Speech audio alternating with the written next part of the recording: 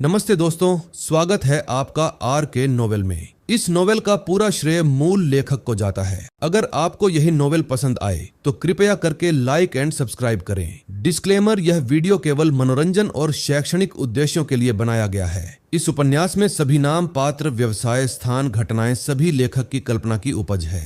है कि वर्तमान गु जिंगे अभी भी मूल गु जिंगे थी, लेकिन अपने दिल में उसने पहले ही स्वेच्छा से जून लिंगटियन को अपने श्रद्धेय गुरु के रूप में स्वीकार कर लिया था। आदरणीय गुरु। गु जिंगे जमीन पर घुटनों के बल बैठ गया, उसका चेहरा सम्मान से भरा हुआ था। उठना, जून लिंगटियन ने उदासीनता से कहा। तभी एक लिगेसी जेड स्लिप अचानक उसके हाथ में आई, जिसे उसने गु जिंगे की ओर लापरवाही से उछाल दिया। यह एक सम्राट ग्रेड कीमिया गुप्त तकनीक है। इसमें सभी प्रकार के पिल फॉर्मूले और शोधन तकनीकें शामिल हैं। मुझे आशा है कि आप मुझे निराश नहीं करेंगे और जल्द ही एक सम्राट श्रेणी कीमियागर बनने में सफल होंगे। यह अधीनस्थ तकनीक प्रदान करने के लिए पूज्य गुरु को धन्यवाद देता है। हालांकि गु जिंगे घुटनों के बल झुका हुआ था, उसका दिल असाधारण रूप से खुश और उत्साहित था। ये सम्राट श्रेणी के कीमियागर के समकक्ष एक विरासत थी, इसका मूल्य अथाह था। किसी को पता होना चाहिए कि भले ही वह अल्केमिस्ट गिल्ड के अध्यक्ष थे, उन्होंने जो कीमिया विरासत विकसित की वह केवल संत आदरणीय दायरे तक पहुंची। मुझे ये चेन नाम का ये व्यक्ति पसंद नहीं है, आप इसे संभालें। समझ गए पूज्य गुरुजी, यह अधीनस्थ जानता है कि क्या करना है। जमीन पर घुटनों के बल बैठे गु जिंगे ने ये चेन से निपटने के लिए पहले से ही कुछ योजनाएं सोच रखी थी। ओह ठीक है, संत सम्राट क्षेत्र और संत आदरणीय क्षेत्र के कुछ बुरे लोगों को पहले ही मेरे द्वारा नियंत्रित किया जा चुका है। भविष्य में आप निश्चिंत हो सकते हैं और संपूर्ण अल्केमिस्ट गिल्ड को नियंत्रित कर सकते हैं। ये कहने के बाद जून लिंगटियन ने स्पिरिट फल को अपने हाथ में फेंक दिया। तुरंत उसका पूरा व्यक्तित्व तुरंत मौके से गायब हो गया। अंतरिक्ष में बिल्कुल भी उतार चढ़ाव नहीं हुआ, मानो वह वहां कभी था ही नहीं। लंबे समय के बाद गु जिंगे को आखिरकार एहसास हुआ कि जून लिंगटियन चला गया था। उसने फिर प्रणाम किया, आदरपूर्वक पूज्य गुरु को विदा करें। कुछ और समय के बाद गु जिंगे ने अपने दिल को शांत किया और तभी उसे याद आया कि उसे अभी भी महत्वपूर्ण मामलों पर ध्यान देना था। यहाँ आओ। जैसे ही गु जिंगे ने बात की, उसका निजी अंगरक्षक सामने आ गया। एक महान संघ क्षेत्र विशेषज्ञ गु जिंगे के कमरे में दिखाई दिए। राष्ट्रपति, आपके क्या आदेश हैं? जाओ, मेरे लिए उस ये चेन को मार डालो। गु जिंगे ने सीधे तौर पर ये चेन के कुत्ते का जीवन चाहने के लिए अपना हाथ लहराया। रुको राष्ट्रपति, क्या ये चेन वह बंद दरवाजे वाला शिष्य नहीं है जिसे आप हजारों वर्षों से खोज रहे थे? निजी अंगरक्षक थोड़ा अवाक रह गया। आमतौर पर वह सवाल नहीं पूछते थे, लेकिन ये कार्य बहुत अप्रत्याशित था। अभी कुछ समय पहले वह अपने प्रिय शिष्य के लिए खड़े हुए दिव्य स्वर्ण और अमर तरल की भरपाई करने में मदद की, और अब वह उसे मारना चाहता है। क्या वह पागल है? 14 आदिम देव कबीले की राजकुमारी ज़ूलुओ। ओह, ये पहले था लेकिन अब नहीं है। आप अभी तक इसकी देखभाल करने क्यों नहीं गए? गु जिंगे ने उदासीनता से कहा, उसकी आंखें थोड़ी सिकुड़ गईं। हाँ, guild master great saint realm का निजी गार्ड जाने वाला था, लेकिन गु जिंगे ने उसे फिर से वापस बुला लिया। रुको, सबसे पहले 9 हेवंस और 10 अर्थस को घोषणा करें कि ये चेन आधे साल के भीतर अल्केमिस्ट गिल्ड को दिए गए गॉड गोल्ड इमोर्टल लिक्विड को चुकाने तक सीमित है। जब वह इसे चुका दे तो उसे मार डालो। इस समय गु जिंगे को केवल यह महसूस हुआ कि जून लिंगटियन को अपने गुरु के रूप में स्वीकार करने के बाद से उसका दिमाग तेज हो गया है। वह ये भी जानता था कि हत्या करने से पहले ये चेन ने अपने अल्केमिस्ट गिल्ड को गॉड गोल्ड इमोर्टल लिक्विड का भुगतान कर दिया था। समझ गया guild master. Great saint realm cultivator ने ऑर्डर लिया और चला गया। इस बीच ये चेन, जो तांताई रोवे के साथ रेड डस्ट डोमेन की ओर वापस यात्रा कर रहे थे, अचानक कांपने लगे। अभी एक क्षण पहले उसे अचानक ऐसा महसूस हुआ जैसे उसने अंधेरे में कुछ खो दिया हो, लेकिन उसे नहीं पता था कि उसने क्या खोया है। भाई, ये चेन क्या गलत है? ये कुछ भी नहीं है। चलो चलें, हम 3 महीने में रेड डस्ट डोमेन में वापस आ जाएंगे। ये चेन ने अपने दिल से संदेह दूर किया और बोला। उसी समय जून लिंगटियन पहले ही अपने स्लीपिंग पैलेस में लौट आए थे। भले ही जून परिवार और अल्केमिस्ट गिल्ड का मुख्यालय करोड़ों मील की दूरी पर अलग अलग थे, फिर भी उन्हें अपने महान सम्राट क्षेत्र की खेती के साथ आगे और पीछे की यात्रा करने में ज्यादा समय नहीं लगा। थोड़ी देर बाद स्टीवर्ट फूबो, जिन्होंने पहले दंताई परिवार को सूचना दी थी, जून लिंगटियन के पीछे पहुंचे और थोड़ा झुके। यंग लॉर्ड, मैंने सुना है कि दांताई परिवार को तांताई रोवे के शादी से भाग जाने की खबर मिलने के बाद वे न केवल माफी मांगने नहीं आए, बल्कि उन्होंने जोर से घोषणा भी की कि ये चेन उनका सच्चा दामाद है। ओ दिलचस्प। ये सुनकर जून लिंगटियन की अभिव्यक्ति कुछ चंचल हो गई। यंग लॉर्ड, क्या आपको लगता है कि इस बूढ़े नौकर को जाकर दंताई परिवार को व्यक्तिगत रूप से मिटा देना चाहिए? स्टीवर्ट फूबो ने शांत स्वर में सुझाव दिया, मानो किसी प्राचीन कबीले को मिटाना हाथ हिलाने जितना आसान हो। और वास्तव में ये बिल्कुल वैसा ही था, क्योंकि यह स्टीवर्ट फूबो न केवल जून परिवार का प्रबंधक था, बल्कि जून लिंगटियन का निजी रक्षक भी था। संत सम्राट क्षेत्र तक पहुंचने वाली खेती का एक पूर्ण विशेषज्ञ। यदि जून लिंगटियन की महान सम्राट क्षेत्र की खेती नहीं होती, तो उन्होंने कभी कल्पना भी नहीं की होती कि इतना कमजोर दिखने वाला बूढ़ा व्यक्ति इतनी शक्तिशाली खेती कर सकता है। सैकड़ों हजारों वर्षों की विरासत के साथ एक प्राचीन कबीले के रूप में दंताई परिवार की वर्तमान सर्वोच्च संस्कृति पुराने पूर्वज एक संत सम्राट हैं, लेकिन यह एक मरते हुए संत सम्राट हैं। कोई जरूरत नहीं, अभी दंताई परिवार को मत छुओ, मेरे पास अभी भी उनका उपयोग है। जून लिंगटियन ने उदासीनता से कहा। तभी दरवाजे के बाहर से जियाओ की आवाज आई। तियान ए, क्या तुम अंदर हो? तियान ए, माँ, तुम यहाँ क्यों हो? जून लिंगटियन मुस्कुराया और उसका स्वागत करने गया। ये देखकर स्टीवर्ट फूबो ने बहुत ही चतुराई दिखाते हुए सिर झुकाया और कहा, मैडम, यंग लॉर्ड, ये बुरा नौकर अब छुट्टी लेगा। बोलने के बाद वह धीरे धीरे पीछे हट गया। क्या तुम अपनी माँ के आने का स्वागत नहीं करते? जी याओ ने बनावटी गुस्से वाले स्वर में कहा। वह पारिवारिक मामलों में व्यस्त थी और कई वर्षों से उसने अपने बच्चे के साथ गुणवत्तापूर्ण समय नहीं बिताया था। ऐसा कैसे हो सकता है माँ? मुझे बहुत खुशी है कि आप आ सकी। आओ देखो क्या तुम्हारा बच्चा बदल गया है। जून लिंगटियन ने जी याओ का हाथ लिया और उसे अपने गाल पर दबाया। तुम बच्चे, तुम सच में जानते हो कि मुझे कैसे मनाना है? जी याओ ने जून लिंगटियन के गाल पर चुटकी काटी, उसका लहजा चुलबुली फटकार से भरा था। और बाद वाले के चेहरे पर दयापूर्ण भाव प्रकट हुआ। मैं आज तुम्हें ये बताने आया हूँ कि मैंने तुम्हारे लिए दूसरी शादी तय कर दी है। ये कौन है? ये सुनकर जून लिंगटियन के चेहरे पर भाव थोड़े कड़े हो गए। इसके बारे में बोलते हुए आप भी उसे जानते हैं। ये वह लड़की है, ज़ूलुओ। क्या ये वास्तव में वह लड़की है? जूलुओ। जूलुओ का नाम सुनकर जून लिंगटियन के दिमाग में एक बहुत ही प्यारा और प्यारा चेहरा सामने आया। वह एक छोटी लड़की थी जिसे उसकी माँ जून परिवार में खेलने के लिए लाई थी जब वह छोटा था। वह पूरे दिन जून लिंगटियन के पीछे पीछे चलती रहती थी और लगातार ब्रदर लिंगटियन कहती रहती थी। और पलक झपकते ही उन्हें आखिरी बार मिले हुए 20 या 30 साल हो गए थे। ये सही है, ये वह छोटी लड़की है। जी याओ ने सिर हिलाया। लेकिन उसे कम मत समझो। वह प्राचीन दिव्य कबीले की देवी है और उसकी प्रतिभा उसके साथियों से आगे निकल जाती है, जिससे वह उसी रैंक के लोगों के बीच अजय हो जाती है। ओह, क्या वह छोटी लड़की अब पहले से ही इतनी शक्तिशाली है? जून लिंगटियन के चेहरे पर एक मुस्कान आ गई, जबकि वह मन ही मन सोच रहा था। अगर वह छोटी लड़की जो मेरे पीछे चलती थी उसे पता होता कि वह मेरी मंगेतर बनने वाली है, तो उसके चेहरे पर किस तरह के भाव होते। तो तुम्हें कोई आपत्ति नहीं है? मैं ये सब निर्णय मां पर छोड़ता हूँ। जून लिंगटियन ने मुस्कुराते हुए जवाब दिया। उनकी शादी के लिए ज्यादा मांगे नहीं थी, क्योंकि उनकी वर्तमान खेती पहले से ही महान सम्राट क्षेत्र में थी। यदि उसकी कोई मांग होती तो मुझे डर है कि पूरे 9 स्वर्गों और 10 पृथ्वियों में ऐसे बहुत से लोग नहीं होंगे जो उसकी बराबरी कर सकें। इसके अलावा वह ये नहीं कह सकता था कि वह विशेष रूप से उस लड़की जीजुएलुओ को पसंद करता था, लेकिन वह उसे नापसंद भी नहीं करता था। चूंकि यह मामला है, ये तय हो गया है। अब वह लड़की जूलुओ अभी भी एकांत में है। अब से आधे साल बाद जब प्राचीन दिव्य कबीला अपनी कबीले प्रतियोगिता आयोजित करेगा, मैं तुम्हें उससे ठीक से मिलवाने ले जाऊंगा। जी याओ के चेहरे पर मुस्कान थी। मूल रूप से उसने सोचा कि जून लिंगटियन इस असफल विवाह छीनने से प्रभावित हो सकता है, लेकिन ऐसा लगता है कि उसने इसके बारे में बहुत अधिक सोचा था। जून लिंगटियन की शादी की फिर से पुष्टि करने के बाद जी याओ ने जून लिंगटियन से कुछ घरेलू मामलों पर बातचीत की। लंबे समय के बाद उसने अनिच्छा से जून लिंगटियन के स्लीपिंग पैलेस को छोड़ दिया। 2 महीने बाद गु जियानर और उनकी पार्टी अंततः आदिम अमर कबीले के गु परिवार में लौट आई। गु जियानर ने अपने पिता गु चांगकिंग, जो कि प्रिमोडियल इमोर्टल कबीले के वर्तमान कबीले प्रमुख थे, को पाया और उन्हें भोज में जो कुछ हुआ था उसके बारे में बताया। खांसी एक जंगली लड़के के लिए आप वास्तव में उसे इतने सारे गोल्ड इमोर्टल लिक्विड की भरपाई करने में मदद करना चाहते हैं। मुझे बताओ, आप उसमें क्या देखते हैं? गु चांगकिंग, जो मूल रूप से चाय पी रहा था, ने गु जियानर के शब्दों को सुनने के बाद चाय का एक कौर बाहर निकाल दिया, जिससे कई बार उसका गला घुट गया। दरअसल गु जियानर के ऐसा कहने से पहले उन्होंने कुछ अफवाहें सुनी थी, लेकिन गु जियानर को खुद ये कहते हुए सुनने के बाद भी उन्हें निराशा का भाव महसूस हुआ कि वह उनकी उम्मीदों पर खरी नहीं उतरेगी। जब गु जियानर ने मूल रूप से जून परिवार के भोज में भाग लेने के लिए टीम का नेतृत्व करने का अनुरोध किया, तो उन्हें लगा कि यह संदिग्ध है। आखिरकार वह हमेशा ऐसे सामाजिक अवसरों को नापसंद करती थी। ये पता चला कि यह सब ये चेन नाम के इस जंगली लड़के के लिए था। मुझे कोई फर्क नहीं पड़ता पापा, आप जियानर को सबसे अधिक प्यार करते हैं, तो मेरी मदद जरूर करोगी, है ना?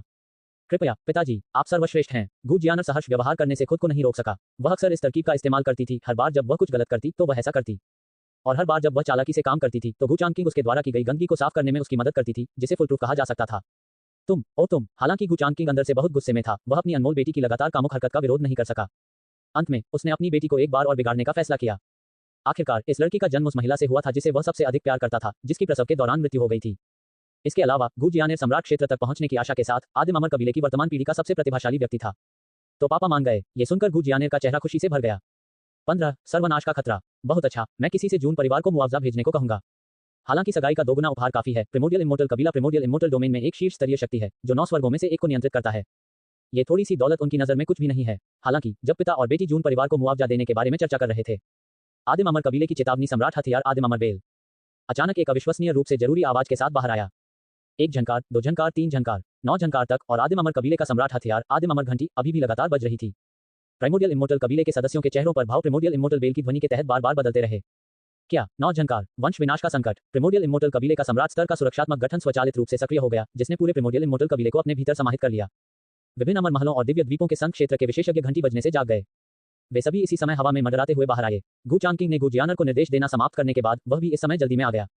क्या हुआ? आदिम अमर घंटी, जो लाखों वर्षों से नहीं बजी, अचानक इस समय और उस समय 9 बार क्यों बजी? सभी ने एक दूसरे की ओर देखा। उनके चेहरे गंभीरता से भर गए। अभी चिंतित मत हो, मैं आदिम अमर बेल की घंटी की आत्मा से पूछूंगा। गु चांगकिंग के ये कहने के बाद उसके हाथों ने तेजी से अस्पष्ट और गहरी हाथ की मुहरें बनाई, जो प्राइमोडियल इमोर्टल बेल की आत्मा के साथ संवाद करने का प्रयास कर रही थी।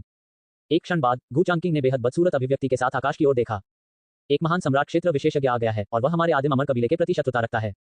क्या महान सम्राट क्षेत्र और शत्रुता सहना? कबीले प्रमुख, आप किस तरह का मजाक कर रहे हैं? ये सुनकर आदिम अमर कबीले के सभी लोगों का रंग बदल गया। आदिम अमर कबीले के उच्च स्तरीय सदस्यों के रूप में, हालांकि वे जानते थे कि जीवित महान सम्राट 9 स्वर्गों और 10 पृथ्वियों में मौजूद थे, उन्होंने सैकड़ों हजारों वर्षों से किसी महान सम्राट को प्रकट होते नहीं देखा था। और अब गु चांगकिंग उन्हें बता रहा था कि एक महान सम्राट शत्रुता के साथ उनके आदिम अमर कबीले के लिए परेशानी पैदा करने आ रहा था।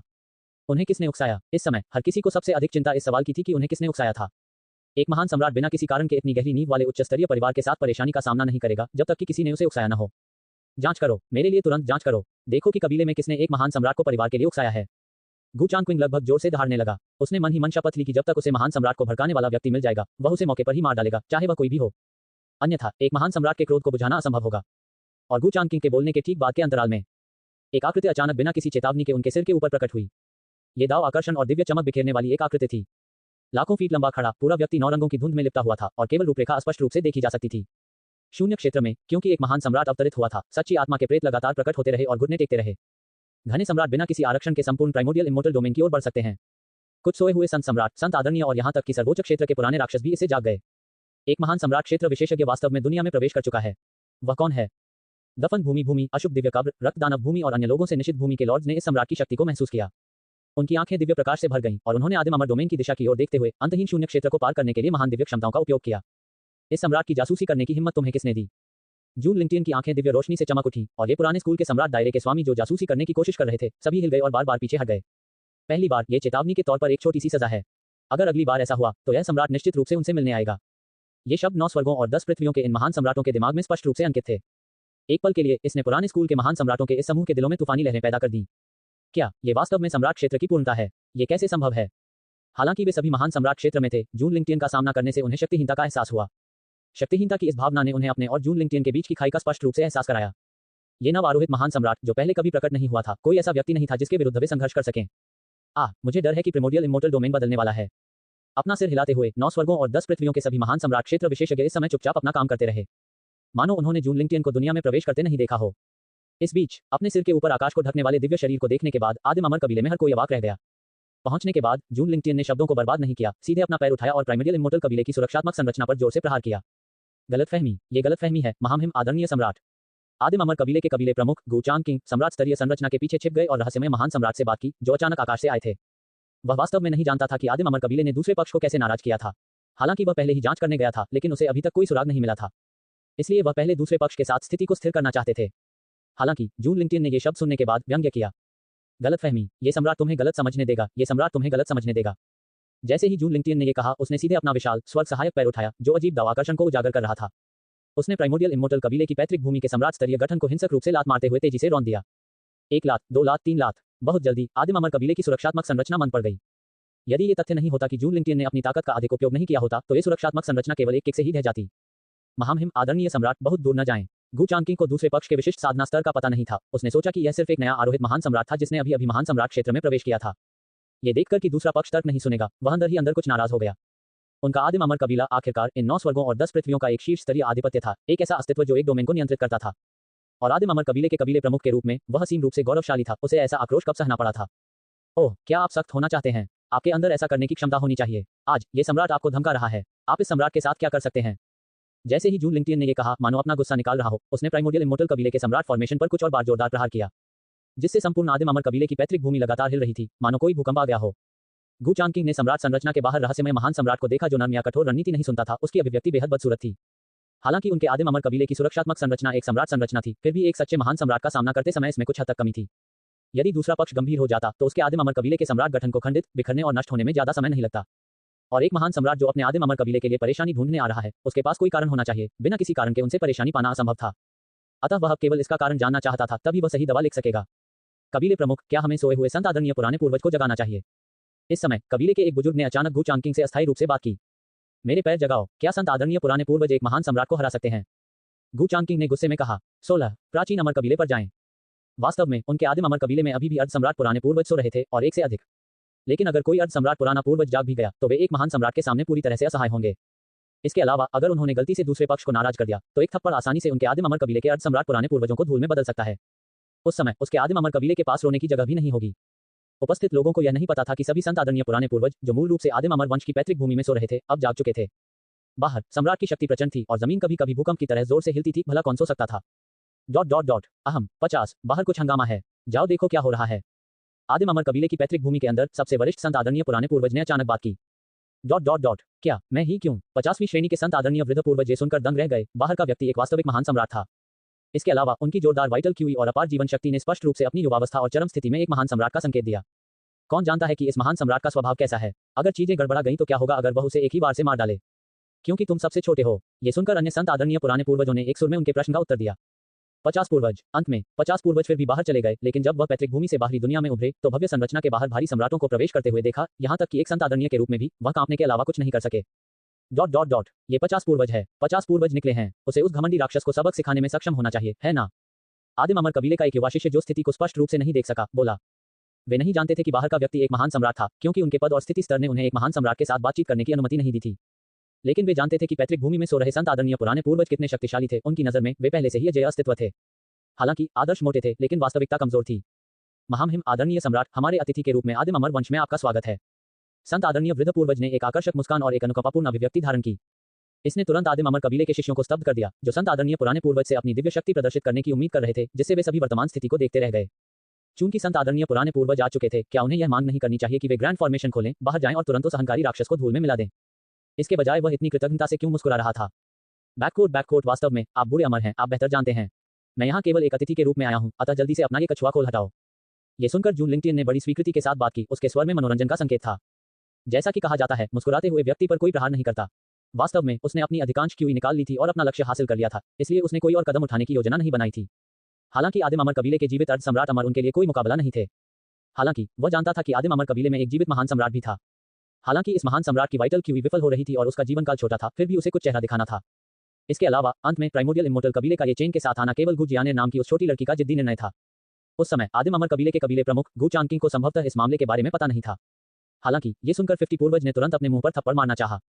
उन्हें ये क्यों कहना पड़ा कि दूसरा पक्ष अतिथि था? अब जब मेहमान अंदर आना चाहता है तो उसे अंदर जाने देना चाहिए या नहीं?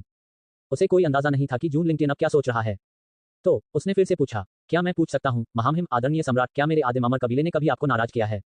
ओह नहीं, मैं बस दुखी महसूस कर रहा था और आपके आदिम अमर कबीले को देखकर मैं अप्रसन्न हो गया।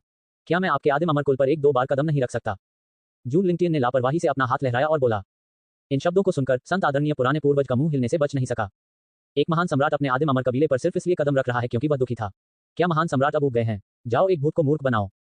लेकिन दूसरे पक्ष ने जो भी कहा वही अंतिम था। वह इतना मूर्ख नहीं होगा कि दोबारा इसका खंडन करे।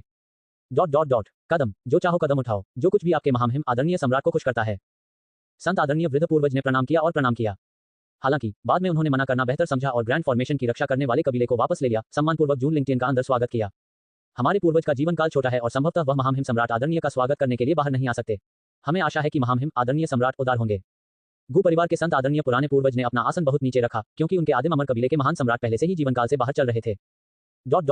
कोई बात नहीं, मुझे उस बूढ़े आदमी में कोई दिलचस्पी नहीं है। मैं यहाँ केवल 2 चीजों के लिए हूँ।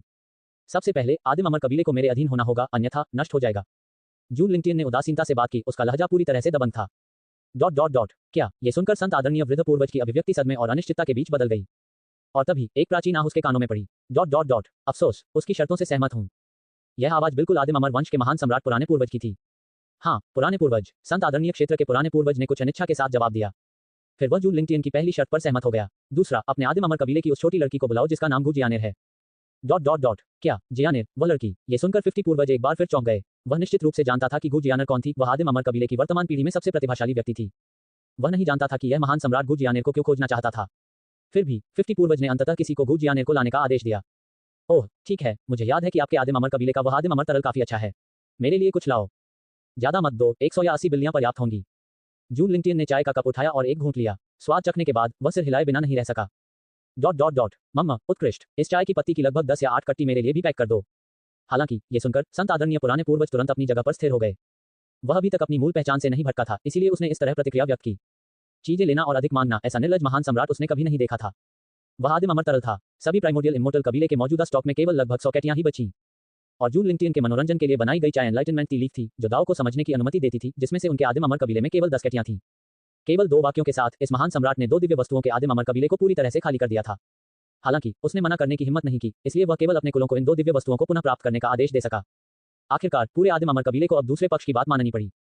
कुछ ही समय बाद गु जियानेर को गु चांगकिंग द्वारा पाया गया और उसे आदिम अमर कबीले के मुख्य हॉल में लाया गया। जियानेर, याद रखें, जब महामहिम सम्राट आदरणीय आपसे कुछ पूछें तो इसका उत्तर दें। महामहिम आदरणीय सम्राट, जो कुछ भी कहते हैं वह कानून है। आपको बिल्कुल जानबूझकर और लापरवाही से कार्य नहीं करना चाहिए, जैसा कि आप आमतौर पर करते हैं। गु चांगकिंग ने गु जियानेर को चेतावनी दी, इस डर से कि वह फिर से परेशानी पैदा कर सकती है। चिंता मत करो पिताजी, आप जैसा कहेंगे मैं अवश्य वैसा ही करूंगा। गु जियानेर ने भी इस समय अपने हमेशा की तरह दृढ़ इच्छाशक्ति वाले गुस्से पर अंकुश लगाया। उसके चेहरे पर घबराहट और उत्तेजना का मिश्रण दिख रहा था, क्योंकि दुनिया को हिला देने वाली दिव्य शक्ति प्रदर्शित करने वाली जून लिंगटिन की छवि अभी भी उसके दिमाग में अंकित थी। इसके अलावा उसने अपने पूरे जीवन में कभी नहीं देखा था कि कोई महान सम्राट कैसा दिखता था। इसके बाद उसके पास डींगे हाँकने के लिए बहुत कुछ होगा। जब गु जियानेर मुख्य हॉल में पहुंचे तो जून लिंगटिन सम्मान की सीट पर बैठे चाय पी रहे थे। जूनियर गु चांगकिंग, जूनियर गु जियानेर महामहिम सम्राट आदरणीय को सम्मान देते हैं। गु चांगकिंग और गु जियानेर ने तुरंत श्रद्धा से अपना सिर झुका लिया। यह एक महान सम्राट विशेषज्ञ के प्रति दिखाया गया सम्मान था। चाहे आप किसी शीर्ष स्तरीय शक्ति के परिवार के मुखिया हों या अमरदाओ वंश के शासक हों, आपको यह अवश्य करना चाहिए। 17 गु जियानेर एक शिष्य बन जाता है। गु जियानेर को आते देखकर जून लिंगटिन ने धीरे से अपने हाथ में चाय का कप नीचे रखा और उसे देखने के लिए अपनी जांच की आंख का इस्तेमाल किया। नाम गु जियानेर, पहचान आदिम अमर वंश के युवा भगवान। साधना, दैवीय शक्ति क्षेत्र का प्रारंभिक चरण। काया, अमर लुवान चमकता हुआ शरीर जागृत नहीं। भाग्य, बदकिस्मत सौंदर्य बैंगनी, नियति की बेटी बैंगनी। भाग्यांक 9999। ये वास्तव में एक अमर लुवान ग्लेज्ड बॉडी है और नियति मूल्य 9999 तक है। गू जियानर की जानकारी को देखने के बाद जून लिंगटियन को अपने दिल में अजीबता और आश्चर्य की भावना महसूस हुई। पहले जब वह जून परिवार में था तो उसने केवल गू जियानर पर नजर डाली थी। उसे उम्मीद नहीं थी कि उसके पास अमर लुवान ग्लेज्ड बॉडी होगी। इस प्रकार की काया अत्यंत दुर्लभ है क्योंकि यदि कोई उसके साथ दोहरी साधना में संलग्न हो तो उसकी साधना प्रगति कई गुना बढ़ जाएगी। सबसे महत्वपूर्ण बात यह है कि जिस गति से किसी की दिव्य आत्मा शक्ति बढ़ती है वह और भी अधिक भयानक होती है और ये दूसरों को चमकदार अविनाशी शरीर बनाने में भी मदद कर सकती है। ये कहा जा सकता है कि यह गू जियानर 9 स्वर्गों और 10 पृथ्वियों में शीर्ष स्तरीय कड़ाही है। सौभाग्य से उसका अमर लुवान चमकता हुआ शरीर जागृति से नहीं गुजरा है, अन्यथा आदिम अमर कबीला भी उसकी रक्षा करने में सक्षम नहीं हो सकता है। मेरा अनुमान है कि संभवतः उसे लाल लुवान पवित्र शरीर रखने के लिए गलत समझा जा रहा है। रेड लुवान सेक्रेड बॉडी भी एक विशेष काया है जिसे 9 स्वर्गों और 10 पृथ्वियों में स्थान दिया जा सकता है, लेकिन अमर लुवान ग्लेज्ड बॉडी की तुलना में ये बहुत हीन है। जागृति के बिना इसमें पहले से ही 9999 नियति मूल्य है। यदि यह अमर लुवान चमकता हुआ शरीर जागृत हो जाए तो क्या यह एक स्वर्णिम किंवदंती की गारंटी नहीं होगी? ये सोचकर जून लिंगटियन ने अपनी पिछली योजना को बदलने का फैसला किया। गू चांकिंग, ठीक है, मैंने सुना है कि आपके आदिम अमर कबीले ने ये चेन का पक्ष लिया है और जून परिवार के साथ दुश्मन बनने का इरादा रखता है। जून लिंगटियन ने अपनी आंखें थोड़ी ऊपर उठाई और नीचे गू चांकिंग को घूरते हुए कहा, क्या ये चेन के पक्ष में? जून परिवार के खिलाफ? उसने कभी ऐसा कुछ नहीं किया था। इस समय गू चांकिंग थोड़ा भ्रमित था, उसे सचमुच याद नहीं कि उसने कभी ऐसा कुछ किया हो। अब अंततः उसे इस महान सम्राट की पृष्ठभूमि का पता चल गया। ये पता चला कि वह जून परिवार से संबंधित था। क्या यह महान सम्राट जून परिवार से हो सकता है? क्या वह यहाँ जून परिवार के युवा मास्टर का गुस्सा निकालने के लिए आया है? गू जियानर ने अपने दिल में दूसरे पक्ष के इरादे का मोटे तौर पर अनुमान लगाते हुए अपना सिर नीचे कर लिया। वह उसके लिए परेशानी पैदा करने के लिए यहाँ आया था। चांकिंग, बोलो, तुमने ये क्या किया? तुमने महामहिम आदरणीय सम्राट को नाराज कर दिया। तुरंत कबूल करो। संत आदरणीय क्षेत्र में आदिम अमर कबीले के पुराने पूर्वज ने भी उसे कड़ी फटकार लगाई। मेरे साथ अन्याय हुआ है। पुराने पूर्वज? गू चांकिंग इस समय सचमुच हतप्रभ था। उसने शपथ ली कि यदि उसे वह कुलवासी मिल गया जिसने महान सम्राट विशेषज्ञ को नाराज किया था तो वह निश्चित रूप से उन्हें 10,000 टुकड़ों में तोड़ देगा। वह रिश्तेदारी का एक कण भी नहीं छोड़ेगा। यदि आप नहीं बोलेंगे तो मैं आज आपसे कबीले प्रमुख के पद से आपका पद छीन लूंगा। संत आदरणीय क्षेत्र के पुराने पूर्वज ने सीधे तौर पर एक कठोर धमकी दी। इससे सदमे में जमीन पर घुटनों के बल बैठे पिता पुत्री के हाव भाव बदल गए। धिक्कार है, आखिर हो क्या रहा है? इस समय गू चांकिंग ने अपने दांत पीस लिए। उस कबीले के व्यक्ति से नफरत की जिसने महान सम्राट को बहुत क्रोधित किया था। हालांकि ठीक इसी समय गू जियानर, जो घुटनों के बल बैठा था, बोला, एक व्यक्ति कार्य करता है, एक व्यक्ति परिणाम भुगतता है। चूंकि महामहिम आदरणीय सम्राट मुझे ढूंढने आए थे तो मेरे पिता के लिए चीजें कठिन क्यों बनाई गईं? इस समय गू जियानर अचानक बोला। हालांकि उसने सीधे तौर पर जून लिंगटियन की ओर देखने की हिम्मत नहीं की, लेकिन उसके चेहरे पर एक जिद्दी भाव था। क्या ऐसा हो सकता है कि आप, जियानर, इस सब का कारण बने? ये सुनकर गू चांकिंग अविश्वसनीय लग रहा था। जिस कुल के व्यक्ति ने उसे इतनी बुरी तरह नुकसान पहुंचाया था वह वास्तव में उसकी बेटी थी। इस समय आदिम अमर कबीले का एक बुजुर्ग अचानक आदिम अमर कबीले के मुख्य हॉल में पहुंच गया। महामहिम आदरणीय सम्राट, पुराने पूर्वज, कबीले प्रमुख, इसकी स्पष्ट रूप से जांच की गई है। बुजुर्ग जमीन पर घुटनों के बल बैठ गया। उसका सिर बहुत नीचे दबा हुआ था। ये देखते हुए कि जून लिंगटियन का बोलने का कोई इरादा नहीं था, आदिम अमर कबीले के संत आदरणीय क्षेत्र के पुराने पूर्वज सीधे सख्ती से चिल्लाए, वास्तव में क्या हुआ? जल्दी बोलो। पुराने पूर्वज को रिपोर्ट करते हुए, कुछ समय पहले युवा कबीले नेता जून परिवार के युवा मास्टर की शादी में शामिल होने के लिए जून परिवार में गए थे और वास्तव में 9 स्वर्ग और 10 पृथ्वी में सभी के सामने ये चेन नाम के एक अज्ञात लड़के का पक्ष लिया, जिससे हमारा आदिम अमर कबीला पूरी तरह से जून परिवार के विपरीत पक्ष में खड़ा हो गया। बुजुर्ग ने संक्षेप में घटनाओं का वर्णन किया। क्या जियानर, क्या ये सच है? गू चांकिंग ने अपनी अनमोल बेटी की ओर कुछ क्रूर भाव से देखा। ये तुम्हारे पिता पर अत्याचार कर रहा है। यदि आज के मामले को अच्छी तरह से नहीं संभाला गया तो कबीले प्रमुख के रूप में उनका पद निश्चित रूप से छीन लिया जाएगा। पिताजी, सचमुच ऐसा ही है। गू जियानर ने इसे उदारतापूर्वक स्वीकार किया। महामहिम सम्राट आदरणीय, आज का मामला पूरी तरह से मेरा, गू जियानर का था। परिणाम जो भी हो मैं उन्हें अकेले ही सहन करूंगा। गू जियानर ने अपना सिर ऊंचा रखा। अगर वह आज गिर भी जाती तो उसे इसका अफसोस नहीं होता क्योंकि वह उसका ये चेन भाई था। तुम अविवाहित प्राणी, चुप रहो। गू चांकिंग ने सीधे गू जियानर के चेहरे पर थप्पड़ मारा। एक चमकीला लाल थप्पड़ प्रिंट तुरंत दिखाई दिया जो उसके गोरे गाल के साथ बिल्कुल विपरीत था। पिताजी, आपने मुझे मारा। गू जियानर की आंखों में आंसू झलक रहे थे और उसके चेहरे पर अविश्वास के भाव थे। वह पहले ही अपने पिता का दोष लेने के लिए बाहर आ चुकी थी, तो फिर भी उसने उसे क्यों मारा? उसे क्या पता था कि यह मामला उसके कारण हुआ है? ये किस प्रकार का दोष लेना था? इसके अलावा कोई भी समझदार व्यक्ति देख सकता था कि गू चांकिंग ने अपनी जान बचाने के लिए उस पर प्रहार किया था। अन्यथा यदि सम्राट आदरणीय क्रोधित हो जाते तो पिता और पुत्री दोनों के जीवन की गारंटी नहीं होती। थप्पड़, मैं तुम्हें मार रहा हूँ। गू चांकिंग ने उसे फिर से जोरदार थप्पड़ मारा, सीधे गू जियानर को जमीन पर गिरा दिया, जिससे उसके मुंह के कोने से खून निकल आया। एक समय पर वह सचमुच अपनी इस बेटी से नफरत करता था। ये कहना कि गू जियानर को दिए गए इन 2 थप्पड़ों में कोई व्यक्तिगत भावनाएं शामिल नहीं थी, बिल्कुल झूठ होगा। आज से आपको बंद दरवाजों के पीछे अपनी गलतियों पर विचार करने की सजा दी जाएगी और आपको उस चेन के साथ कोई संपर्क करने की अनुमति नहीं होगी। ये कहने के बाद गू चांकिंग ने जून लिंगटियन का सामना किया और कहा, महामहिम सम्राट आदरणीय, ये कनिष्ठ अपनी बेटी को अच्छी तरह से पढ़ाने में विफल रहा है और अपने जीवनकाल के 1000 साल काटने को तैयार है। मुझे आशा है कि महामहिम सम्राट आदरणीय मुझे माफ कर देंगे। जैसा कि गू चांकिंग ने कहा, उसने सीधे तौर पर अपने जीवनकाल के 1000 साल काट दिए। अगले ही पल उसके मूल रूप से काले काले बाल तुरंत सफेद रंग की कुछ लिटों से रंग गए। उनका चेहरा भी तुरंत काफी बुरा हो गया। उठना। जून लिंगटियन ने अपनी हथेली को थोड़ा ऊपर उठाया और पिता और बेटी गू चांकिंग को ऊपर उठाया गया।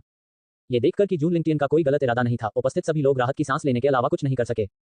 हालांकि गू जियानर खड़ी हो गई, लेकिन उसकी शक्ल बेहद अस्त व्यस्त थी। अगले ही पल जून लिंगटियन ने अपना हाथ लहराया और गू जियानेर की चोटें अपनी मूल स्थिति में बहाल हो गईं। इससे जून लिंगटियन के बारे में गू जियानेर की धारणा इतनी बुरी नहीं रही। आखिरकार जब से उसने मुख्य हॉल में प्रवेश किया, जून लिंगटियन ने केवल एक वाक्य कहा था और यह गू चांकिंग था जिसने उसे अभी मारा था, जून लिंगटियन ने नहीं। गू जियानेर, क्या आप मुझे, इस सम्राट को, अपने पूज्य गुरु के रूप में लेने को तैयार हैं? क्या? आदिम अमर कबीले के संत आदरणीय क्षेत्र के पुराने पूर्वज और गू चांकिंग दोनों ये सुनकर थोड़ा स्तब्ध रह गए। यहाँ तक कि गू जियानेर भी इस समय स्तब्ध था, उसने अभी तक कोई प्रतिक्रिया नहीं दी थी। हालांकि एक क्षण बाद गू चांकिंग और सेंट वेनेरेबल क्षेत्र के 50 पूर्वज अपने दिलों में परमानंद से भर गए। जियानेर, तुम अभी भी वहां किस लिए खड़े हो? जल्दी करो और घुटनों के बल बैठकर अपने पूज्य गुरु का आभार प्रकट करो। ये देखकर कि गू जियानेर अभी भी स्तब्ध थी, न जाने क्या सोच रही थी, गू चांकिंग ने उससे तुरंत आग्रह किया।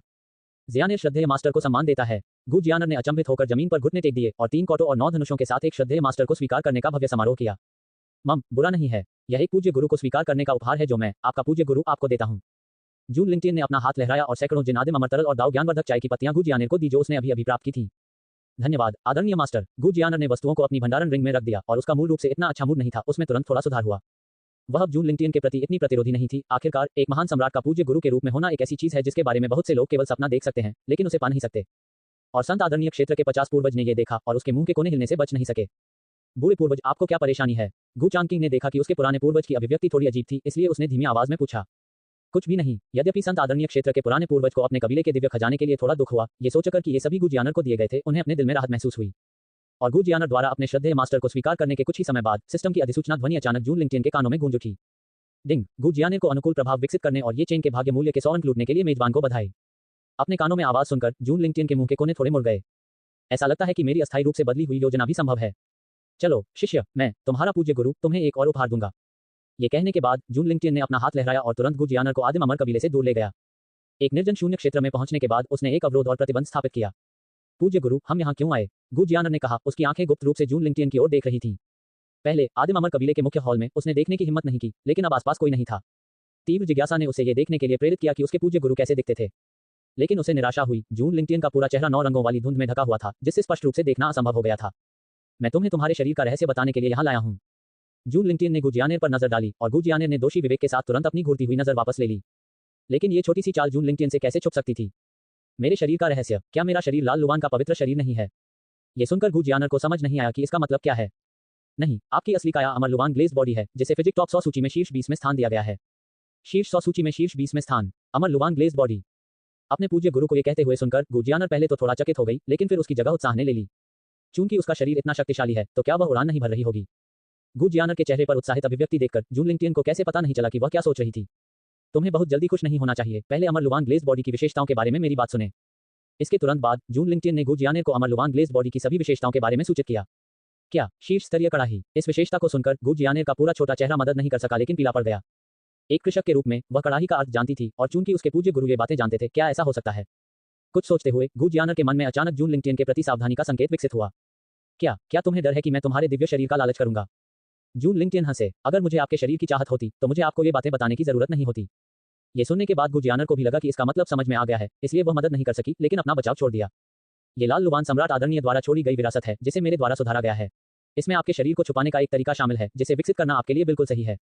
जून लिंगटियन ने अपनी उंगली से इशारा करते हुए गू जियानेर को रेड लुवान सम्राट आदरणीय की खेती तकनीक का उन्नत संस्करण सिखाया। उन्होंने लाल लुवान सम्राट आदरणीय की विरासत गू जियानेर को क्यों दी? इसका कारण यह था कि इस लाल लुवान सम्राट आदरणीय की अपनी काया भी एक अमर लुवान चमकदार शरीर थी। अपनी चेतना के सागर में शक्तिशाली विरासत को देखने के बाद गू जियानेर पूरी तरह से उसमें डूब गई थी। ये देखकर जून लिंगटियन ने उसे परेशान नहीं किया। कुछ दिनों बाद गू जियानेर अपने गहन ध्यान से जागी। यहाँ तक कि सेंट दायरे से पहले की खेती तकनीक भी इंपीरियल रैंक स्तर तक पहुंच गई है। क्या पूरा संस्करण शीर्ष ग्रेड इंपीरियल रैंक तक पहुंचने में सक्षम नहीं होगा? ये सोचते हुए गू जियानेर की जून लिंगटियन के प्रति कृतज्ञता उसकी अभिव्यक्ति में झलक गई। पूज्य गुरु, आप मेरे लिए इतने अच्छे क्यों हैं? सच कहूं तो गू जियानेर थोड़ा स्थानांतरित हो गया था। आप मेरे एकमात्र शिष्य हैं, यदि मैं आपके प्रति अच्छा नहीं हूं तो मैं किसके प्रति अच्छा बनूंगा? ये देखकर जून लिंगटियन ने सौम्य स्वर में उत्तर दिया। डिंग। मेजबान के प्रति गू जियानेर की अनुकूलता बढ़ गई है, जिससे ये चेन के भाग्य मूल्य के 50 अंक लूट लिए गए हैं।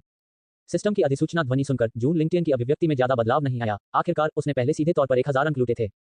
हालांकि वह जानता था कि गू जियानेर और ये चेन के बीच संबंध असामान्य था, इसलिए इस मामले में जल्दबाजी नहीं की जा सकती थी। आओ, मैं, आपका पूज्य गुरु, आपके भीतर अमर लुवान ग्लेज बॉडी को जगाने में आपकी मदद करूंगा।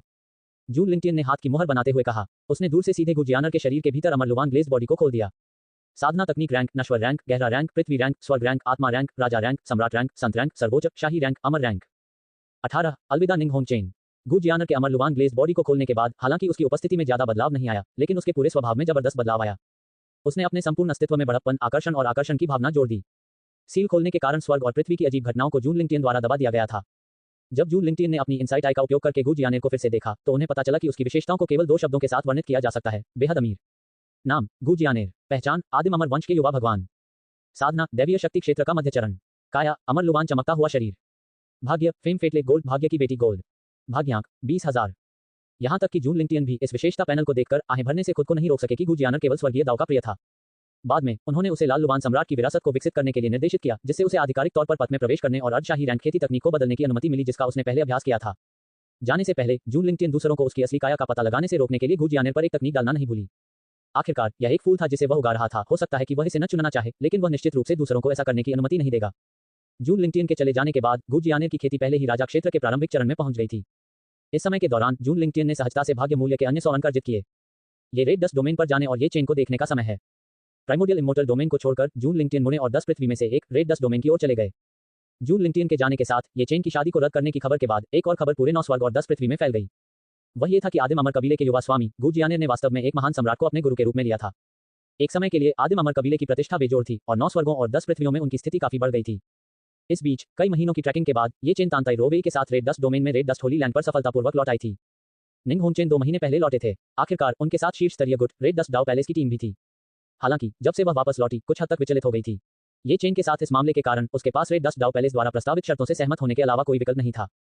रात में निंग होनचेन एक चमकदार लाल हल्के धुंध वाली महल की पोशाक पहने हुए बेचैन महसूस करते हुए अपने स्लीपिंग पैलेस में बिस्तर पर क्रॉस लेग करके बैठी थी। उसका दिमाग आने वाली घटनाओं से निपटने के विचारों में व्यस्त था। तभी इसी समय एक दुबली पतली आकृति अचानक उसके स्लीपिंग पैलेस में चुपचाप प्रकट हो गई। वह आकृति सुंदर चेहरे के साथ शानदार कपड़े पहने हुई थी। यह कोई और नहीं बल्कि जून लिंगटियन था। कौन? निंग होनचेन ने अचानक अपनी आंखें खोली और हथेली से प्रहार किया। जून लिंगटियन की ओर एक भयानक हथेली का निशान तुरंत दब गया, जिसमें एक भयावह हथेली का इरादा था। हालांकि इससे पहले कि हथेली की छाप जून लिंगटियन तक पहुंच पाती, वह शून्य में विलीन हो गई। ये कैसे संभव है? ये देखकर निंग होनचेन की पुतलियां थोड़ी सिकुड़ गईं। लेकिन जब उसने जून लिंगटियन का चेहरा देखा तो उसके चेहरे पर आश्चर्य की झलक दिखाई दी। ये तुम क्यों हो? उसने अनगिनत संभावनाओं के बारे में सोचा था, लेकिन उसने यह उम्मीद नहीं की थी कि वह व्यक्ति जून लिंगटियन होगा। क्यों? क्या यह मैं नहीं हो सकता? जून लिंगटियन बेपरवाह होकर बिस्तर के पास एक सफेद जेड लाउंज कुर्सी पर लेट गया। फिर उसने फलों की प्लेट से अंगूर जैसे दिखने वाले स्पिरिट फलों का एक गुच्छा उठाया और उन्हें खाना शुरू कर दिया। ये देखकर निंग होनचेन थोड़ा घबरा गई। उनकी अभिव्यक्ति कुछ अजीब हो गई, क्योंकि वह आमतौर पर उस सफेद जेड लाउंज कुर्सी पर लेटती थी और अब जून लिंगटियन को उस पर लेटे हुए देखकर उसे अपने दिल में एक अजीब सी अनुभूति महसूस हुई। हालांकि वह उसे जाने के लिए नहीं कह सकती थी, क्योंकि यह और भी अजीब होता। तुम यहाँ क्यों आए हो? निंग होनचेन ने अपनी नाजुक भौहें बुन लीं। उसे समझ नहीं आया कि क्यों, क्योंकि उसने पहले ही ये चेन के लिए मुआवजा भेज दिया था। जून परिवार का युवा मास्टर अब भी उसका पीछा क्यों करेगा? इसके अलावा जून परिवार के इस युवा मास्टर के बारे में उनकी धारणा ताजा हो गई थी। उसकी नजर के बिना उसके स्लीपिंग पैलेस में प्रवेश करने में सक्षम होने के लिए दूसरे पक्ष की खेती कम से कम आदरणीय दायरे में होनी चाहिए, क्योंकि उसकी अपनी खेती सम्राट क्षेत्र की पूर्णता पर थी। क्या बाहरी दुनिया से यह अफवाह नहीं आ रही है कि जून परिवार का ये युवा मास्टर केवल राजा क्षेत्र में ही है? ऐसा लगता है कि बाहर से दी गई जानकारी झूठी है। जून परिवार का ये युवा मास्टर बहुत गहराई में छिपा हुआ है। शैतान में केयर जून लिंगटियन पर नजर डालते हुए निंग होनचेन ने भौहें चढ़ा दी और सोचा, बेशक मैं आपकी मदद करने के लिए यहाँ आया हूँ। आखिरी स्पिरिट फल को अपने मुंह में डालते हुए जून लिंगटियन ने निंग होनचेन की ओर देखने के लिए अपना सिर घुमाया। मेरी मदद करो? किस में मदद करो? निंग होनचेन ने अस्थायी रूप से पूछा। दिखावा करना बंद करो। तुम अपने ही पुराने पूर्वज के लिए कड़ाही बनने वाले हो। तुम्हें क्या लगता है कि मैं तुम्हारी मदद करने के लिए यहाँ हूँ? जून लिंगटियन ने सीधे रेड डस्ट डाउ पैलेस के रहस्यों को उजागर किया, जिससे इन शब्दों को सुनकर निंग होनचेन की अभिव्यक्ति बार बार बदल गई। तुम्हें कैसे पता चला? निंग होनचेन हैरान रह गए। रेड डस्ट डाउ पैलेस के केवल कुछ शीर्ष स्तरीय पुराने पूर्वजों को ही इस मामले के बारे में पता था। उसे अपने भाग्य के बारे में संयोग से ही पता चला था। यही कारण है कि उसने रेड डस्ट डाउ पैलेस छोड़ दिया और रेड डस्ट होली लैंड की स्थापना के लिए बाहर आ गई। इसके अलावा अपनी प्रतिभा को साबित करने के लिए उन्होंने रेड डस्ट डाउ पैलेस पर दांव लगाया। जब तक वह 100 वर्षों के भीतर महान संघ क्षेत्र में पदोन्नति के लिए खुद पर भरोसा कर सकती थी, वह इस आपदा से बच सकती थी और रेड डस्ट डाउ पैलेस के पैलेस मास्टर के पद पर सफल हो सकती थी। यहाँ जो कुछ हुआ उसका विषय वस्तु जानने वाले लोगों की संख्या उंगलियों पर गिनी जा सकती है। यहाँ तक कि रेड डस्ट डाउ पैलेस के उच्च पदस्थ सदस्यों को भी केवल ये पता था कि पुराने पूर्वज ने उसके साथ शर्त लगाई थी, लेकिन उन्हें विशिष्ट विवरण नहीं पता था। उसे उम्मीद नहीं थी कि जून परिवार का ये युवा मास्टर इसे इतने विस्तार से जानता होगा। वह वास्तव में स्वर्ग तक पहुंचने में सक्षम था। निंग होनचेन के चेहरे पर हैरान भाव देखकर जून लिंगटियन को जरा भी आश्चर्य नहीं हुआ। इस बार आपने ये चेन की मदद की। मुझे डर है कि आप पहले ही बातचीत करने की योग्यता खो चुके हैं। ठीक है। ये सुनकर निंग होनचेन के शिष्य फिर से सिकुड़ गए, क्योंकि जून लिंगटियन ने सही अनुमान लगाया। इस बार उसने रेड डस्ट डाउ पैलेस के संसाधनों का दुरुपयोग किया था, जो एक उल्लंघन था। यही कारण था कि वह इतनी चिंतित रहती थी। दूसरों के लिए खेती करने की कड़ाही बनने के कारण वह निंग होनचेन अनिच्छुक थी। यदि जून लिंगटियन नहीं आई होती तो बहुत संभव है कि उसने खुद को ये चेन को सौंप दिया होता। हालांकि जून लिंगटियन के आगमन ने उसे एक और संभावना देखने की अनुमति दी। इस पर बार बार सोचने के बाद निंग होनचेन ने एक भारी आह भरी। आप किस तरह मेरी सहायता कर सकते हैं? ऐसे ही, क्या इतना काफी है? जून लिंगटियन ने सीधे तौर पर सम्राट की ताकत का एक निशान जारी किया। निंग होनचेन, जो अभी अभी खड़ी हुई थी, तुरंत जमीन पर दब गई। उसका पूरा शरीर जमीन में धंस गया और वह हिलने डुलने में असमर्थ हो गई। यदि जून लिंगटियन ने इसे शीघ्र वापस नहीं लिया होता तो निंग होनचेन संभवतः पहले ही नष्ट हो गया होता। क्या आप वास्तव में महान सम्राट क्षेत्र में हैं? असंभव, यह असंभव है। निंग होंगचेन इतनी उत्तेजित थी कि वह खुद को नियंत्रित नहीं कर सकी, उसका चेहरा अविश्वास से भर गया। क्योंकि यह समाचार अत्यधिक विस्फोटक था, किसी के लिए भी तुरंत स्वीकार करना कठिन था। क्या अब आप जानते हैं कि मैं आपकी मदद क्यों कर सकता हूँ? जून लिंगटिन ने अपनी आभा वापस ले ली, उसके चेहरे पर एक चंचल अभिव्यक्ति थी। लेकिन बाद वाले ने उन्हें समय पर जवाब नहीं दिया। चूंकि जून लिंगटिन की खेती महान सम्राट क्षेत्र जितनी ऊंची है, वह ये चेन को अपनी पत्नी और रखैलियों को छीनने की अनुमति क्यों देगा? क्या ऐसा हो सकता है कि यह जून लिंगटिन मुझे पाने के लिए ऐसा कर रहा है? इस समय निंग होंगचेन ने स्पष्ट रूप से नहीं सुना कि जून लिंगटिन ने क्या कहा, क्योंकि उसका दिमाग विचारों से उछल रहा था। अरे, आप किस बारे में सोच रहे हैं? जून लिंगटिन कुछ अवाक थे। यह महिला सचमुच मौत से नहीं डरती थी। एक महान सम्राट के उपहार के साथ वह अभी भी अपने मन को भटकने देने में सक्षम थी। 19 तुम यहाँ क्या कर रहे हो? ओह, निंग होंगचेन वास्तविकता में वापस आकर बस जून लिंगटिन का नाम पुकारना चाहती थी, लेकिन उसने पाया कि चाहे जो भी हो, वह ये कहने के लिए खुद को तैयार नहीं कर पा रही थी। ऐसा लगता था कि जब उसे जून लिंगटिन के साधना स्तर के बारे में पता चला, तो उसका नाम भी वर्जित हो गया था। महामहिम आदरणीय सम्राट, आप मुझसे क्या चाहते हैं? मैं क्या चाहता हूँ? मुझे अपने पूज्य गुरु के रूप में समर्पित हो जाओ। जून लिंगटिन ने उदासीनता से बात की। उसने पहले से ही ये चेन के भाग्य मूल्य का लाभ उठाने की योजना की कल्पना कर ली थी। जून लिंगटिन के शब्दों को सुनकर निंग होंगचेन के चेहरे पर अवर्णनीय भावना दिखाई दी। जैसा कि अपेक्षित था, मैंने सही अनुमान लगाया। जून परिवार का युवा मास्टर बस मुझ पर कब्जा करने की कोशिश कर रहा है। उसने एक नजर जून लिंगटिन पर डाली, लेकिन उसे पता चला कि वह अब उसकी शक्लें भी स्पष्ट रूप से नहीं देख पा रही है। इसके बारे में सोचो भी मत। मेरे लिए तुम्हारे अधीन होना असंभव है। निंग होंगचेन ने अपना दिल मजबूत किया और मरने के लिए तैयार हो गई। जीना बहुत थका देने वाला था। बेहतर होगा कि मर जाऊं और सब कुछ खत्म कर दूं। उत्तर देने में इतनी जल्दी मत करो, मैं तुम्हें विचार करने के लिए समय दे सकता हूं। अपने बड़े भाई की इकलौती बेटी के बारे में सोचें, उस संप्रदाय के बारे में सोचें जिसे आपने कड़ी मेहनत से बनाया है, और फिर अपने अच्छे शिष्य ये चेन के बारे में सोचें। अगर मैं गलत नहीं हूं, तो आप ये चेन नाम के उस शिष्य के शौकीन हैं, है ना? जून लिंगटिन ने खुद से बात की। उनके शब्द धमकियों से भरे हुए थे। वह निंग होंगचेन की पृष्ठभूमि के बारे में सब कुछ स्पष्ट रूप से जानता था। जून लिंगटिन ने जो कहा उसे सुनकर निंग होंगचेन की अभिव्यक्ति बेहद बदसूरत हो गई। उसका बड़ा भाई उसे बचाने की कोशिश करते समय मर गया था, और मरने से पहले उसने अपनी इकलौती बेटी को उसे सौंप दिया था। अगर वह मर गई तो उसे डर था कि लड़की का अंत भी अच्छा नहीं होगा। बहुत विचार विमर्श के बाद निंग होंगचेन के पास समर्पण करने के अलावा कोई विकल्प नहीं था, क्योंकि वर्षों तक टिके रहने और दबाव ने निंग होंगचेन को पहले ही शारीरिक और मानसिक रूप से थका दिया था। इसके अलावा उसने बस इसके बारे में सोचा था, एक महान सम्राट की जांग से चिपकना वास्तव में इतनी बुरी बात नहीं थी। निंग होंगचेन को सफलतापूर्वक प्रस्तुत किया, ये चेन के अवसर को नुकसान पहुंचाया और नियति मूल्य के 500 अंक लूट लिए। सिस्टम की अधिसूचना सुनकर जून लिंगटिन ने एक पल के लिए सोचा। पिछली बार जब उसने गु जिंगे को वश में किया था, तो उसे नियति मूल्य के 1000 अंक प्राप्त हुए थे। अब जब उसने निंग होंगचेन को वश में कर लिया था, तो उसे केवल 500 अंक मिले। जाहिर है, निंग होंगचेन के दिल में अभी भी ये चेन थी। इस समय ये चेन को देख रहे हैं। जिस आंगन में वह रहता था, वहां वह गुस्से में उड़ रहा था। धिक्कार है, वह पुरानी बात गु जिंगे वास्तव में अपने शब्दों से मुकर गई। अभी कुछ समय पहले रेड डस्ट डोमेन के अल्केमिस्ट गिल्ड के लोग उन पर फिर से कर्ज चुकाने के लिए दबाव डालने आए थे, और पुनर्भुगतान की समय सीमा समाप्त होने में केवल 1 महीने से थोड़ा अधिक समय बचा था। उन्होंने कहा कि यदि उसने भुगतान नहीं किया, तो वे उससे निपटने के लिए बड़ी संख्या में ग्रेट सेंट रियलम विशेषज्ञ लाएंगे। भाई ये चेन, नाराज मत हो, हमेशा कोई ना कोई रास्ता निकलेगा। तांताई रोवेई ने उसे सांत्वना देने के लिए बगल से बात की। एक रास्ता? कौन सा रास्ता? कोई रास्ता नहीं है। क्या ये सब आपकी वजह से नहीं है? इस समय ये चेन की अभिव्यक्ति क्रूर थी, क्योंकि वह तांताई रोवेई पर दहाड़ रहा था। हालांकि दहाड़ने के बाद उन्होंने तांताई रोवेई के चेहरे पर भय, निराशा और उदासी के भाव देखे। ये चेन को अपने दिल में थोड़ा पछतावा महसूस हुआ। उसने देखा कि तांताई रोवेई ने अपना चेहरा ढक लिया और अपने कमरे की ओर भागी। एक पुरुष अंधराष्ट्रवादी के रूप में वह माफी मांगने के लिए खुद को कैसे नीचे गिरा सकता है? वैसे भी वह कुछ दिनों में ठीक हो जाएगी। प्राथमिकता श्रद्धेय मास्टर को ढूंढना और अल्केमिस्ट गिल्ड के साथ समस्या का समाधान करना है। ये सोचते हुए ये चेन निंग होंगचेन के स्लीपिंग पैलेस की ओर बढ़े। तांताई रोवेई की ये चेन के प्रति अनुकूलता कम हो गई है। उसके भाग्य मूल्य के 50 अंक लूट लिए। अपने कानों में सिस्टम नोटिफिकेशन सुनकर जून लिंगटिन, जो बिस्तर पर लेटा हुआ था, हंसने के अलावा कुछ नहीं कर सका। निंग होंगचेन ने जून लिंगटिन के मुंह का कोना मुड़ा हुआ देखकर एक सवाल पूछा। यह क्या है महामहिम आदरणीय सम्राट? मुझे आदरणीय मास्टर कहो। जून लिंगटिन ने निंग होंगचेन की ओर देखा और उदासीनता से बोला, हाँ आदरणीय गुरु। निंग होंगचेन का स्वर अजीब था और उसका चेहरा थोड़ा लाल हो गया था, क्योंकि यह पहली बार था जब उसने किसी और को पूज्य गुरु कहा था। चलो, तुम्हारा अच्छा शिष्य आ गया है, चलो उसे देखने चलते हैं। जैसे ही जून लिंगटिन ने बात की, उसने सीधे निंग होंगचेन को अपनी बाहों में ले लिया और सामने वाले हॉल की मुख्य सीट पर आ गया। उसने उसे वैसे ही अपनी गोद में बिठा लिया। पूज्य गुरु, आप हिलना मत, नहीं तो मैं गारंटी नहीं दे सकता कि क्या हो सकता है। जून लिंगटिन की दबंग आवाज ने निंग होंगचेन को आज्ञाकारी रूप से अपना मुंह बंद करने पर मजबूर कर दिया। इसी क्षण अचानक बाहर से गड़गड़ाहट की गड़गड़ाहट सुनाई दी और आसमान से मूसलाधार बारिश होने लगी। ये खराब मौसम है, ऐसे समय में बारिश क्यों हो रही है? ये चेन ने अंदर ही अंदर शाप दिया। बाद में उन्होंने अपने ऊपर एक अदृश्य रेनकोट लपेटने के लिए अपनी आध्यात्मिक क्यूई को छोड़ा और अपने श्रद्धेय गुरु के महल की ओर तेजी से चले गए। हालांकि जब वह जून परिवार में थी तो उनके पूज्य गुरु ने घूंघट पहन रखा था, लेकिन उन्हें पता था कि यह वास्तव में उनके पूज्य गुरु थे।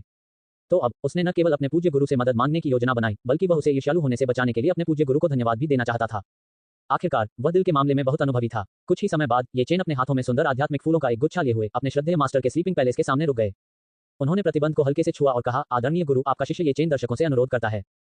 हॉल के अंदर अपने शिष्य की आवाज सुनकर निंग होंगचेन को अंततः समझ में आ गया कि जून लिंगटिन क्या करना चाहता था। ऐसा प्रतीत होता है कि वह कुछ सोच रही थी। उसका चेहरा पहले से ही गुलाबी लाली से ढका हुआ था। साथ ही वह कुछ हद तक घबराई हुई और खोई हुई महसूस कर रही थी। ये चेन इस समय क्यों आया? जैसे ही निंग होंगचेन ने उसे जाने के लिए कहना चाहा, जून लिंगटिन ने अपना हाथ लहराया और प्रतिबंध खोल दिया। ये देखकर ये चेन तुरंत मुस्कुराई और अंदर चली गई। पूज्य गुरु, फूलों का ये गुलदस्ता।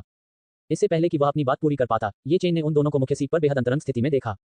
उसका पूरा मस्तिष्क तुरंत ध्वस्त हो गया और जो आध्यात्मिक फूल उसने अनजाने में पकड़ रखे थे वे जमीन पर गिर गए।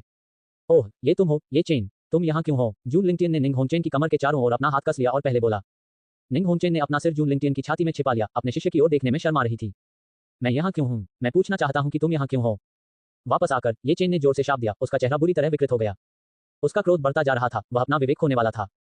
उसने अभी क्या देखा? उसका आदरणीय गुरु, जिसे वह लंबे समय से अपने हरम में से एक मानता था, इस समय किसी और की बाहों में पड़ा हुआ था।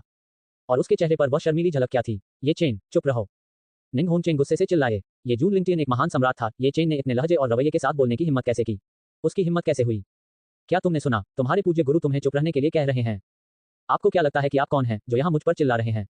जून लिंगटियन के बोलने के बाद उन्होंने चेहरे पर निंग होंगचेन को चूमा। बाद वाले ने केवल अपने शरीर को थोड़ा सा हिलाया और कोई विरोध नहीं किया। और ये चेन के लिए, इसे पाने के लिए बस कड़ी मेहनत करनी पड़ रही थी। पूज्य गुरु, आप! गुस्से में आकर ये चेन ने अचानक एक बड़ा कौर खून उगल दिया और उसकी पूरी आभा तुरंत सूख गई। डिंग! ये चेन का दाव हॉट क्षतिग्रस्त हो गया है, नियति मूल्य के 500 अंक लूट लिए गए हैं। अपने कानों में परिचित ध्वनि सुनकर जून लिंगटियन के चेहरे पर एक मुस्कुराहट आ गई। 20 गुरु और शिष्य टूट जाते हैं। ये चेन के दाव हृदय को क्षतिग्रस्त देखकर निंग होंगचेन को व्यथित महसूस हुआ, फिर भी वह कुछ नहीं कर सकी। आखिरकार एक क्षतिग्रस्त दाव हृदय किसी की जान खोने से तो बेहतर ही है ना? तुम दुष्ट लड़के, तुम अभी भी यहाँ क्यों हो? अब बाहर निकलो! इस गुस्से भरी चीख ने ये चेन को पूरी तरह से पागल कर दिया। हा, बहुत अच्छा, सचमुच बहुत अच्छा। आप चाहते हैं कि मैं इतनी बुरी तरह से चला जाऊं? आदरणीय मास्टर, क्या आप जून लिंगटियन के बिस्तर पर चढ़ने के लिए इतने अधीर हैं? ये चेन की आंखें खून से लथपथ थीं क्योंकि उसने बिना किसी रोक टोक के बोलते हुए जून लिंगटियन की ओर इशारा किया। डिंग! ये चेन और उनके श्रद्धेय मास्टर के बीच दरार पैदा हो गई है। 200 नियति मूल्य लूट लिया। सिस्टम अधिसूचना को दोबारा सुनकर जून लिंगटियन बहुत खुश हुए। अरे दुष्ट लड़के, तुम मौत को दावत दे रहे हो! ये चेन के अपमानजनक शब्द सुनकर निंग होंगचेन के दिल में रोष पैदा हो गया और उसने हिंसक रूप से हथेली से हमला कर दिया। आध्यात्मिक क्यूई की एक विशाल हथेली की छाप ये चेन की छाती पर बिजली की तरह गिरी, जिससे वह तुरंत खून की उल्टी करते हुए पीछे की ओर उड़ गया। काफी देर के बाद ये चेन एक भिखारी की तरह लड़खड़ाते हुए अपने पैरों पर खड़ा हुआ। ये देखकर निंग होंगचेन के दिल में अफसोस और दिल का दर्द झलक गया। हा, दूसरे आदमी के लिए तुमने, निंग होंगचेन, वास्तव में दूसरे आदमी के लिए मुझ पर हमला किया। ये चेन के मुंह से खून बहता रहा, लेकिन उसे कोई परवाह नहीं थी। आज पूज्य गुरु और शिष्य के बीच का बंधन टूट गया है, इन कटे हुए बालों को इसका प्रमाण बनने दीजिए। ये कहने के बाद ये चेन ने एक स्पिरिट तलवार निकाली और तुरंत अपने माथे से बालों का एक गुच्छा काट दिया। बाद में एक घायल आवारा कुत्ते की तरह वह लंगड़ाते हुए निंग होंगचेन के स्लीपिंग पैलेस से दूर चला गया। हाँ, निंग होंगचेन ने उसे रोकने के लिए बोलना चाहा, लेकिन अंत में वह चुप रही और ये चेन को जाने दिया। ये चेन, आप अपने पूज्य गुरु के अच्छे इरादों को क्यों नहीं समझ सकते? इस समय निंग होंगचेन को कुछ उदासी महसूस हुई। डिंग! ये चेन और उनके श्रद्धेय मास्टर ने संबंध तोड़ दिए हैं। 500 नियति मूल्य लूट लिया। एक अच्छा शो देखने के बाद जून लिंगटियन बहुत अच्छे मूड में थे। क्या आपका इरादा अपने पूज्य गुरु से लिपटे रहने और निराश न होने का है? ये देखकर कि निंग होंगचेन कुछ हद तक विचलित थी, जून लिंगटियन ने उसे याद दिलाने के लिए बात की। मुझे क्षमा करें, आदरणीय मास्टर। अपने होश में वापस आकर निंग होंगचेन धीरे से खड़ी हो गई और एक तरफ हट गई। चलो, शो अभी खत्म नहीं हुआ है। अपने हाथ के झटके के साथ जून लिंगटियन निंग होंगचेन के साथ मौके से गायब हो गया। इस बीच ये चेन पूरी तरह से निराश होकर वापस चल रहा था। आसमान से गिरती मूसलाधार बारिश का सामना करते हुए उसने बस उसे भीगने दिया। वह डूबे हुए चूहे जैसा लग रहा था। जून परिवार में पहले जो सम्मान की भावना थी वह पूरी तरह खत्म हो गई थी। जून लिंगटियन, आप बस प्रतीक्षा करें। जून लिंगटियन के बारे में सोचते हुए ये चेन ने तांताई रोवे के बारे में सोचा। ये सब उस कुतिया की गलती है। चूंकि तुमने, जून लिंगटियन, मेरी औरत के साथ खिलवाड़ किया है, तो मैं ये चेन तुम्हारी औरत के साथ खिलवाड़ करूंगा। ये चेन ने शातिराना ढंग से सोचा, फिर अपनी गति तेज कर दी। जब वह अपने आंगन में लौटा तो उसने उस कमरे की ओर ध्यान से देखा जहां तंताई रोवेई रहती थी। आज वह तंताई रोवेई पर पूरी तरह से कब्जा कर लेगा। एक धमाके के साथ तांताई रोवेई के कमरे का दरवाजा ये चेन ने लात मारकर खोल दिया, जिससे लकड़ी के टुकड़े हर जगह उड़ गए। तांताई रोवेई, जो अपनी ड्रेसिंग टेबल पर झुकते समय चकित हो गई थी, शोर सुनकर अचानक अपना सिर घुमा लिया। उनकी आंखें मिली और जो सामने आया वह ये चेन की नजर थी, जो रक्तपिपासु, क्रोध और पागलपन से भरी हुई थी। तांताई रोवेई ने ये चेन को पहले कभी इस तरह नहीं देखा था और वह थोड़ा डरने के अलावा कुछ नहीं कर सकी। भाई ये चेन, तुम्हें क्या हुआ है? जब वह खड़ी हुई और धीरे धीरे पीछे हट गई तो तांताई रोवेई की आवाज कांपने लगी। ये देखकर ये चेन के मन में गुस्सा और भी तीव्र हो गया। बहुत अच्छा, यहाँ तक कि तुम भी मेरा तिरस्कार करते हो। ये कहने के बाद ये चेन तांताई रोवेई की ओर चमकी। उसने उसका गला पकड़ा और बिस्तर पर पटक दिया। भाई ये चेन, तुम क्या करना चाहते हो? उठो। तांताई रोवेई घबरा गई, उसका पूरा शरीर बिस्तर के कोने में सिकुड़ गया। मैं क्या करना चाहता हूँ, तुम्हें एक क्षण में पता चल जाएगा, ये चेन ने शातिर तरीके से कहा और तांताई रोवेई पर झपटा। रुको, भाई ये चेन, कृपया उठो। ये चेन की रक्त लाल आंखों को देखकर तांताई रोवेई ने सोचा कि उस पर भूत प्रेत का साया है और उसने सख्त विरोध किया। कुतिया, तुम अभी भी विरोध करने की हिम्मत करती हो? क्या तुम्हारा दिल अभी भी जून लिंगटियन के बारे में सोच रहा है? जैसे ही ये चेन बोला, उसने तांताई रोवेई के चेहरे पर थप्पड़ मारा और तुरंत 5 चमकदार लाल उंगलियों के निशान दिखाई दिए। इस थप्पड़ ने तांताई रोवेई को स्तब्ध कर दिया। उसकी आंखों की कोरों से अनायास ही आंसुओं की 2 धाराएं बह निकलीं। ये देखकर ये चेन को कोई दया नहीं आई, इसके बजाय उसे एक गुप्त रोमांच महसूस हुआ। जून लिंगटियन, आज मैं तुम्हारी स्त्री को पालूंगा। ये सोचकर ये चेन ने तांताई रोवेई के कपड़ों को बेरहमी से फाड़ना शुरू कर दिया। ये चेन की विकृत अभिव्यक्ति को देखते हुए तांताई रोवेई का दिल पूरी तरह से मर गया। इस समय वह जून लिंगटियन के बारे में सोचने से खुद को नहीं रोक सकी। ये चेन की तुलना में जून लिंगटियन बहुत सौम्य, सज्जन और सुसंस्कृत थे। यहाँ तक कि उसकी शक्ल भी ये चेन से कहीं बेहतर थी। अगर मुझे ये पता होता तो मुझे उसी समय जून लिंगटियन से शादी कर लेनी चाहिए थी। तांताई रोवेई को अब इसका पछतावा हुआ और अपने दिल में वह ब्रह्मवश जून लिंगटियन के आने और उसे बचाने की उम्मीद कर रही थी। वह नहीं जानती थी कि जून लिंगटियन बहुत पहले ही निंग होंगचेन को ये चेन को देखते हुए शून्य क्षेत्र में छिपने के लिए ले आया था और इस सीन को रिकॉर्ड करने के लिए उन्होंने एक रिकॉर्डिंग स्टोन का भी इस्तेमाल किया था। डिंग, तांताई रोवेई की ये चेन के प्रति अनुकूलता शून्य बिंदु तक गिर गई है। मेजबान ने 800 नियति मूल्य लूट लिया। जैसे ही ये चेन अपने कपड़े उतार रही थी और एक पाश्विक कृत्य करने वाली थी, निंग होंगचेन ने जून लिंगटियन से संकेत पाकर अपनी चाल चली। दुष्ट शिष्य, तुम क्या कर रहे हो? जैसे ही आवाज गूंजी, ये चेन को निंग होंगचेन के एक थप्पड़ ने उड़ा दिया। जून लिंगटियन ने अवसर का लाभ उठाते हुए अपना बाहरी परिधान उतार दिया और तांताई रोवेई को उससे ढक दिया। डरो मत, मैं यहाँ हूँ। जून लिंगटियन ने तांताई रोवेई को धीरे से सांत्वना दी। बाद वाले ने जून लिंगटियन के चेहरे को देखने के लिए अपनी आंखें उठाईं और जिन भावनाओं को उसने इतने लंबे समय तक दबाया था, उन्हें हवा मिलती दिख रही थी। वह सीधे जून लिंगटियन की बाहों में झुक गई और जोर जोर से रोने लगी। मुझे क्षमा करें, मुझे सचमुच खेद है, ये सोचकर कि कैसे उसने ये चेन का अनुसरण करने के लिए अपनी शादी के दिन जून लिंगटियन को छोड़ दिया था, जिससे उसे अपना चेहरा खोना पड़ा। अब जब वह अतीत के बावजूद उसे बचाने आया था, तो उसके दिल में अपराध की गहरी भावना उमड़ पड़ी। इसके अलावा जैसे ही वह जून लिंगटियन की बाहों में गिरी, उसे असामान्य रूप से सहजता महसूस हुई। वह सुरक्षा की भावना से भर गई। जून लिंगटियन, ये फिर से आप हैं? आप हर जगह क्यों हैं? क्यों? तांताई रोवेई को जून लिंगटियन की बाहों में देखकर ये चेन पूरी तरह से टूट गई। जैसे ही वह बोला, उसने अपनी लंबी तलवार निकाली और जून लिंगटियन पर तेजी से हमला कर दिया। ध्यान रहे, तांताई रोवेई ने चेतावनी दी, लेकिन जून लिंगटियन ने उसे शांत रहने का इशारा किया, क्योंकि अगर वह नहीं भी हिलता तो भी ये चेन उसके करीब नहीं पहुंच पाती। निश्चित रूप से ये चेन को जून लिंगटियन पर हमला करने की कोशिश करते देख निंग होंगचेन चौंक गए। उसने सीधे अपनी जेड हथेली बढ़ाई और उसे फिर से उड़ान भरने के लिए भेजा। ये चेन को उड़ान भरने के बाद उसने लंबे समय तक डर के साथ जून लिंगटियन की ओर देखा, इस डर से कि जून लिंगटियन इसे उकसावे के रूप में समझेगा और ये चेन को एक हथेली से नष्ट कर देगा। 21 रेड डस्ट दाव पैलेस। जब उसने देखा कि जून लिंगटियन के चेहरे पर कोई भावनात्मक उतार चढ़ाव नहीं दिख रहा था, निंग होंगचेन ने अंततः राहत की सांस ली। हालांकि ये चेन की नजर में ये कार्रवाई ऐसी लग रही थी मानो उसे जून लिंगटियन को चोट लगने का डर हो। इससे उसके हृदय पर एक और गंभीर आघात लगा। इतने लंबे समय तक साथ रहने के बाद वह ये चेन निंग होंगचेन द्वारा कभी इस तरह संरक्षित नहीं किया गया था। जून लिंगटियन, जाओ मर जाओ। लाल धूल तलवार कला। मार्शल कौशल का प्रदर्शन करने की इच्छा से ये चेन ने अपनी स्पिरिट तलवार निकाली, लेकिन निंग होंगचेन की तलवार से उसके हाथ की स्पिरिट तलवार उड़ गई। बस, ये चेन, आप इतने कृतघ्न कैसे हो सकते हैं? युवा मास्टर जून काफी उदार रहे हैं, तुरंत चले जाओ। इस समय निंग होंगचेन ये चेन से पूरी तरह निराश थे। ये चेन खुद को स्पष्ट रूप से क्यों नहीं देख सका? वह एक महान सम्राट था। अपने आप को उसकी जगह पर रखते हुए, यदि वह एक महान सम्राट होती और किसी ने उसे बार बार उकसाया होता, तो उसने शायद उस व्यक्ति को बहुत पहले ही थप्पड़ मार दिया होता। लेकिन उसके मालिक ने ये चेन के खिलाफ कोई कदम नहीं उठाया था, जिससे पता चलता है कि वह पहले से ही उसे धोखा दे रहा था। डिंग, निंग होंगचेन की आपके बारे में धारणा बेहतर हो गई है। ये चेन से 100 नियति मूल्य अंक लूट लिए। डिंग, तांताई रोवेई ने आपके लिए प्रशंसा की भावना विकसित की है। ये चेन से 300 नियति मूल्य अंक लूटे। बुरा नहीं, आज की फसल काफी भरपूर है। मेरी यहाँ की यात्रा सार्थक रही। जून लिंगटियन ने ये चेन को एक अदृश्य मुस्कान दी। ये देखकर उसके पिछले दांत पीसने से लगभग टूट गए। ठीक है, मैं जा रहा हूँ। ये कहने के बाद ये चेन ने अपने पस्त शरीर को खींच लिया और एक आवारा कुत्ते की तरह कदम दर कदम आगे बढ़ गया। ये देखकर जून लिंगटियन ने अपनी जांच की आंख को सक्रिय किया और ये चेन की ओर देखा। नाम, ये चेन। पहचान, लाल धूल पवित्र भूमि संतान। खेती, आदिम आत्मा क्षेत्र मध्य चरण। काया, धधकता सूरज सर्वोच्च तलवार काया। भाग्य का बच्चा स्वर्ण असाधारण प्रतिभा स्वर्ण सुंदरियों के साथ बैंगनी भाग्य मूल्य 10,001। वास्तव में उसके पास अभी भी 10,000 नियति मूल्य बिंदु हैं। ऐसा लगता है कि सबसे बड़ा अवसर उसके भीतर ही छिपा है। ये चेन के भाग्य मूल्य को देखकर जून लिंगटियन ने अपने दिमाग में एक योजना बनाई। फिर उसने अपनी नजर निंग होंगचेन की ओर घुमाई। नाम, निंग होंगचेन। पहचान, रेड डस्ट दाव पैलेस देवी, red dust holy land holy lord खेती सम्राट क्षेत्र पूर्णता। काया, लाल धूल अमर दाव काया। भाग्य, एक महारानी का पुनर्जन्म स्वर्ण समृद्ध दाव भाग्य बैंगनी भाग्य मूल्य 9,999। पृथ्वी पर क्या ये निंग होंगचेन वास्तव में एक महारानी का पुनर्जन्म है? निंग होंगचेन की जानकारी देखने के बाद जून लिंगटियन ने एक पल के लिए सोचा और उससे निपटने के लिए अपनी योजना में बदलाव किया। सिस्टर रोवेई, आप पहले नहा क्यों नहीं जाती? इस समय निंग होंगचेन ने तांताई रोवेई से बात की। किसी कारण से तांताई रोवेई को जून लिंगटियन की बाहों में झुकते हुए देखकर उसे अंदर से थोड़ा अजीब महसूस हुआ। ओह ठीक है, तांताई रोवेई का चेहरा लाल हो गया था। वास्तव में अगर निंग होंगचेन ने कुछ नहीं कहा होता तो वह जून लिंगटियन का आलिंगन छोड़ना नहीं चाहती। तांताई रोवेई द्वारा कपड़े धोने का काम पूरा करने के बाद निंग होंगचेन ने उसके लिए एक नए आंगन की व्यवस्था की। चलो चलें, यह आपके मुद्दों को हल करने का समय है। जून लिंगटियन के बोलने के बाद वह सीधे निंग होंगचेन को रेड डस्ट दाव पैलेस की ओर ले गए। रेड डस्ट दाव पैलेस बादलों के ऊपर 4 विशाल तैरते अमर द्वीपों पर स्थित था। इन 4 तैरते अमर द्वीपों के चारों ओर अनगिनत छोटे छोटे तैरते हुए द्वीप थे। अमर कोहरा द्वीपों के ऊपर मंडरा रहा था, जहां विभिन्न अमर क्रेन और लुवान पक्षी एक साथ उड़ रहे थे। हालांकि इन्हें तैरता हुआ द्वीप कहा जाता है, लेकिन इनका वास्तविक क्षेत्र अविश्वसनीय रूप से बड़ा था। 4 तैरते द्वीपों का संयुक्त क्षेत्र लाखों मील तक फैला हुआ है, जो ठोस भूमि से अलग नहीं है। द्वीपों के बीच की दूरी बादलों के एक समुद्र की तरह थी, जो जहां तक नजर जाती थी वहां तक फैला हुआ था। बादलों की परत दर परत पूरे रेड डस्ट दाव पैलेस को 18 स्वर्गों में विभाजित कर दिया। प्रत्येक स्वर्ग स्थिति के एक स्तर का प्रतीक है। जितनी ऊंची परत उतनी ऊंची स्थिति। सबसे ऊपरी स्वर्ग वह स्थान था जहां पूरे रेड डस्ट दाव पैलेस के पुराने पूर्वज रहते थे। आज एक बूढ़ा पूर्वज दाव का प्रचार करने के लिए 6ठे स्वर्ग में उतरा है। कनिष्ठ भाई, जल्दी करो और सुनने के लिए मेरे पीछे आओ। आंतरिक और बाहरी दोनों संप्रदाय के शिष्य 6ठे स्वर्ग की ओर भाग रहे थे, क्योंकि आमतौर पर उनके पास 6ठे स्वर्ग में जाने का कोई अवसर नहीं होता था। प्रवेश केवल उन्हीं दिनों में दिया जाता था जब कोई पुराना पूर्वज उपदेश देता था। इस समय 6ठे स्वर्ग का सबसे बड़ा प्लाजा पहले से ही लोगों से खचाखच भरा हुआ था। जमीन पर और आसमान में रेड डस्ट दाव पैलेस के शिष्य हर जगह थे। वरिष्ठ भाई, मैंने सुना है कि एक संत सम्राट क्षेत्र के पुराने पूर्वज आज हमें उपदेश देने आ रहे हैं। क्या ये सच है? एक शिष्य ने अपने पास बैठे वरिष्ठ भाई से पूछा। बेशक ये सच है, आज पुराने पूर्वज बैयुन व्यक्तिगत रूप से उपदेश देने आ रहे हैं। क्या ये वास्तव में पुराना पूर्वज बैयुन है? रेड डस्ट दाव पैलेस के शिष्य, जो अंदर की कहानी नहीं जानते थे, वे सभी यह सुनकर उत्साह और आश्चर्य से भर गए। पुराने पूर्वज बैयुन के लिए संत सम्राट क्षेत्र पूर्णता का अस्तित्व था। जैसे जैसे समय बीतता गया और प्लाजा के ऊपर की जगह पूरी तरह भर गई, सफेद बादल दाववादी वस्त्र पहने एक लंबा पतला बूढ़ा व्यक्ति चुपचाप व्याख्यान मंच पर दिखाई दिया। ये देखकर मैदान में मौजूद सभी लोगों की सांसें तुरंत थम गईं। आज मैं राजा क्षेत्र और आदरणीय क्षेत्र के ताव पर व्याख्यान दूंगा।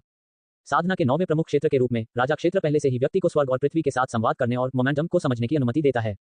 तथाकथित गति है। जैसे ही पुराने पूर्वज बैयुन बड़े उत्साह के साथ व्याख्यान दे रहे थे, पूरा अमर पर्वत अचानक कांपने लगा। रेड डस्ट दाव पैलेस के ग्रैंड एरे की रक्षा करने वाला संप्रदाय भी तुरंत स्वचालित रूप से सक्रिय हो गया, जिससे पूरे रेड डस्ट दाव पैलेस की रक्षा हो गई। क्या हो रहा है? क्या ये भूकंप है? उनके पैरों के नीचे कंपन महसूस करते हुए एक शिष्य शिकायत करने से खुद को नहीं रोक सका। भूकंप मेरे गधे, हम आसमान में हैं, एक रेड डस्ट दाव पैलेस शिष्य ने अवाक होकर कहा। जब से रेड डस्ट दाव पैलेस आकाश में चला गया, ऐसी बात कभी नहीं हुई थी। इसके अलावा ग्रैंड एरे की रक्षा करने वाला उनका संप्रदाय प्रसिद्ध असंख्य हेवन स्टार फॉर्मेशन था और इसका ग्रेड मध्यम ग्रेड सम्राट स्तर पर भी था। चारों ओर बिखरे हुए 360 छोटे तैरते द्वीप परिष्कृत सरनी नींव थे, जबकि हर कोई हतप्रभ था। रेड डस्ट दाव पैलेस के चेतावनी सम्राट हथियार रेड डस्ट सम्राट बेल अचानक पूरी दुनिया में गूंज उठी। 1 अंगूठी, 2 अंगूठी, 3 अंगूठी, बिल्कुल पहले आदिम अमर कबीले की तरह तत्काल चेतावनी की घंटी लगातार बजती रही। यह ऐसा था जैसे उसने मैंटोस को ले लिया हो, ये बिल्कुल नहीं रुकेगा। ये कैसे संभव है? संप्रदाय के विनाश का खतरा। क्या रेड डस्ट सम्राट बेल टूट गई है? बूढ़े पूर्वज बैयुन जो व्याख्यान दे रहे थे, भौहें चढ़ गईं और मन ही मन सोचने लगे। और जबकि हर कोई संदेह से भरा हुआ था, अचानक द्वीप के नीचे से एक विशाल काली छाया धीरे धीरे उभरी। वह क्या है? यह बालों जैसा क्यों दिखता है? एक शिष्य ने अचानक प्रकट हुई काली छाया को देखा और बोला, क्या तुम बिल्कुल मूर्ख हो? किसके बाल खंभे से भी अधिक मोटे हैं? ये सुनकर दूसरे शिष्य ने प्रत्युत्तर दिया। हालांकि जैसे जैसे समय बीतता गया, जब सभी ने 9 रंगों की धुंध में लिपटी उन आंखों को देखा जो विशाल झीलों जितनी बड़ी थी और दिव्य प्रकाश उत्सर्जित कर रही थी, मौके पर हर कोई सन रह गया। यहाँ तक कि पुराने पूर्वज बैयुन, जिनकी खेती संत सम्राट क्षेत्र तक पहुंच गई थी, भी अवाक रह गए। स्पष्ट रूप से उसने कभी भी इतने विशाल मानव सदृश प्राणी का सामना नहीं किया था। क्या ये किसी प्रकार का विचित्र विदेशी प्राणी है? यह इतना बड़ा कैसे हो सकता है? एक शिष्य ने अपने हृदय में भय को सहते हुए, बड़बड़ाते हुए जोर से निगल लिया। 22 मुझे लड़ाई की इच्छा हो रही है। अगले ही पल एक शुद्ध दबंग सम्राट उत्पीड़न की अत्यधिक भावना लेकर तुरंत पूरे रेड डस्ट दाव पैलेस में फैल गया। चौक पर मौजूद सभी शिष्य तुरंत जमीन पर गिर पड़े। ये कैसे हो सकता है? इतना दमनकारी दबाव, एक महान सम्राट, ये वास्तव में एक महान सम्राट है। हालांकि व्हाइट क्लाउड के पुराने पूर्वज को इस समय बेहद अनिच्छा महसूस हुई, फिर भी उन्होंने आज्ञाकारी रूप से अपना सिर नीचे कर लिया, क्योंकि केवल स्वयं को पूरी तरह से साष्टांग प्रणाम करने से ही वे सम्राट की शक्ति से कुचले जाने से बच सकते थे। चारों ओर देखने पर पूरे प्लाजा में केवल एक ही अंगूठे में दर्द था, जो अभी भी अपने दांत पीस रहा था और डटा हुआ था। क्या आप चाहते हैं कि मैं घुटनों के बल बैठ जाऊं? मैं जियो जियान स्वर्ग और पृथ्वी के सामने घुटने भी नहीं टेकता, तो मैं आपके सामने कैसे समर्पण कर सकता हूं? आदरणीय मास्टर, जल्दी से मेरी सहायता करें। जियो जियान ने अपने हाथ में हड्डी की अंगूठी से संपर्क किया, क्योंकि उसके श्रद्धेय मास्टर उसके अंदर थे। हालांकि चाहे उसने कितना भी पुकारा हो, हड्डी की अंगूठी के भीतर के अस्तित्व ने थोड़ी सी भी प्रतिक्रिया नहीं की। ये कैसे हो सकता है? मैं मेल मिलाप नहीं कर रहा हूं, मैं मेल मिलाप नहीं कर रहा हूं। जियो जियान आंतरिक रूप से दहाड़ता रहा, लेकिन अंत में वह कायम नहीं रह सका और सीधे अपने घुटनों पर मजबूर हो गया। उसके घुटनों की टोपी टूट गई। Ding, detected child of destiny, Jiu Jian. Jiu Jian. जून लिंक्टिन ने पूरे प्लाजा को स्कैन करने के लिए अपनी जांच की आंख का उपयोग किया। इसके बाद उन्होंने एक सुनहरा डेस्टिनी गोल्डन ड्रैगन देखा। नाम जियो जियान। पहचान रेड डस्ट दाव पैलेस आंतरिक संप्रदाय शिष्य। खेती आदिम आत्मा क्षेत्र अंतिम चरण। काया महान उजाड़ युद्ध शरीर। भाग्य भाग्य का बच्चा सोना खतरे को सुरक्षा में बदलना। सोना साहस युद्ध के साथ बढ़ता है। बैंगनी भाग्य मूल्य 19,000। जियो जियान की जानकारी पर नजर डालने के बाद जून लिंक्टिन को अपने हाथ में हड्डी की अंगूठी से एक कमजोर आत्मा की आभा का एहसास हुआ। तो यह एक अर्ध सम्राट क्षेत्र की अवशेष आत्मा का एक ज्ञान है। जून लिंक्टिन ने जियो जियान के हाथ में हड्डी की अंगूठी पर एक सार्थक नजर डाली, फिर अपनी नजर दूसरी ओर कर ली। ऐसा लगता है कि मुझे खोज लिया गया है, लेकिन इस महान सम्राट को मुझमें कोई दिलचस्पी नहीं है। हड्डी की अंगूठी के आंतरिक स्थान के अंदर एक साधारण महल की पोशाक पहने एक आश्चर्यजनक सुंदर महिला आहें भरने के अलावा कुछ नहीं कर सकी। तुरंत उसने जियो जियान के घुटनों के दर्द को कम करने के लिए अपने तरीकों का इस्तेमाल किया। इस समय वह बस इतना ही कर सकती थी, उसने अपनी सीमा लांघने का साहस नहीं किया। आदरणीय मास्टर, आप स्पष्ट रूप से वहां हैं, तो आप मुझे अनदेखा क्यों करते हैं? जियो जियान के स्वर में दोष था। यदि उसके पूजनीय गुरु ने अभी उसे सहायता दी होती, तो उसकी ऐसी दयनीय स्थिति नहीं होती। जियो जियान के दोषारोपण वाले स्वर को सुनकर बाईसुसु थोड़ा नाराज हो गई। हालांकि जियो जियान की जीवन रक्षक कृपा के बारे में सोचते हुए वह पीछे हट गई। जियानर, क्या आप जानते हैं कि दूसरे पक्ष की खेती क्या है? कौन सी खेती? कोई फर्क नहीं पड़ता कि खेती कितनी ऊंची है, क्या यह आपसे ऊंची हो सकती है, श्रद्धेय गुरु, जो अर्ध सम्राट क्षेत्र में है? जियो जियान ने उपेक्षापूर्वक बात की। उनके विचार में उनके श्रद्धेय गुरु उनकी मदद नहीं करना चाहते थे। ये देखकर बाईसुसु को कैसे पता नहीं चला कि जियो जियान क्या सोच रहा था। तो उसने आह भरी और समझाया, आपके सामने जो व्यक्ति है वह इस युग का एक महान सम्राट है, जिसका अस्तित्व पूरे महाद्वीप में खेती के शिखर पर है। वह मुझे एक ही सांस में मिटा सकता है, तो मैं आपकी कैसे मदद कर सकता हूँ? क्या वह एक महान सम्राट है? ये सुनकर जियो जियान हैरान रह गया। उसे एहसास हुआ कि उसने बाईसुसु के साथ गलत किया है। हालांकि उनका इरादा बाईसुसु से माफी मांगने का नहीं था। इसके बजाय उसने उसे दोष देना शुरू कर दिया। आदरणीय गुरु, आपने मुझे पहले क्यों नहीं बताया कि वह एक महान सम्राट थे? यदि अभी एक महान सम्राट को अपमानित करने के कारण मुझे मौत की सजा दी गई होती तो क्या होता? ये सुनकर बाईसुसु कुछ नहीं बोली। हालांकि वह अंदर से कुछ निराश महसूस कर रही थी। स्पष्ट रूप से जियो जियान को केवल अपनी परवाह थी और उसे अपने जीवन या मृत्यु की परवाह नहीं थी। डिंग, बाईसुसु की जियो जियान के प्रति अनुकूलता कम हो गई है, जिससे भाग्य मूल्य के 50 अंक लूट गए हैं। अपने कान में सिस्टम प्रॉम्प्ट सुनकर जून लिंगटियन ने ध्यान नहीं दिया। आखिरकार वह एक ऐसा व्यक्ति था जिसने अब बड़ी तस्वीर देख ली है, और इस दौरान जून लिंगटियन का अधिकांश शरीर पहले ही प्रकट हो चुका था।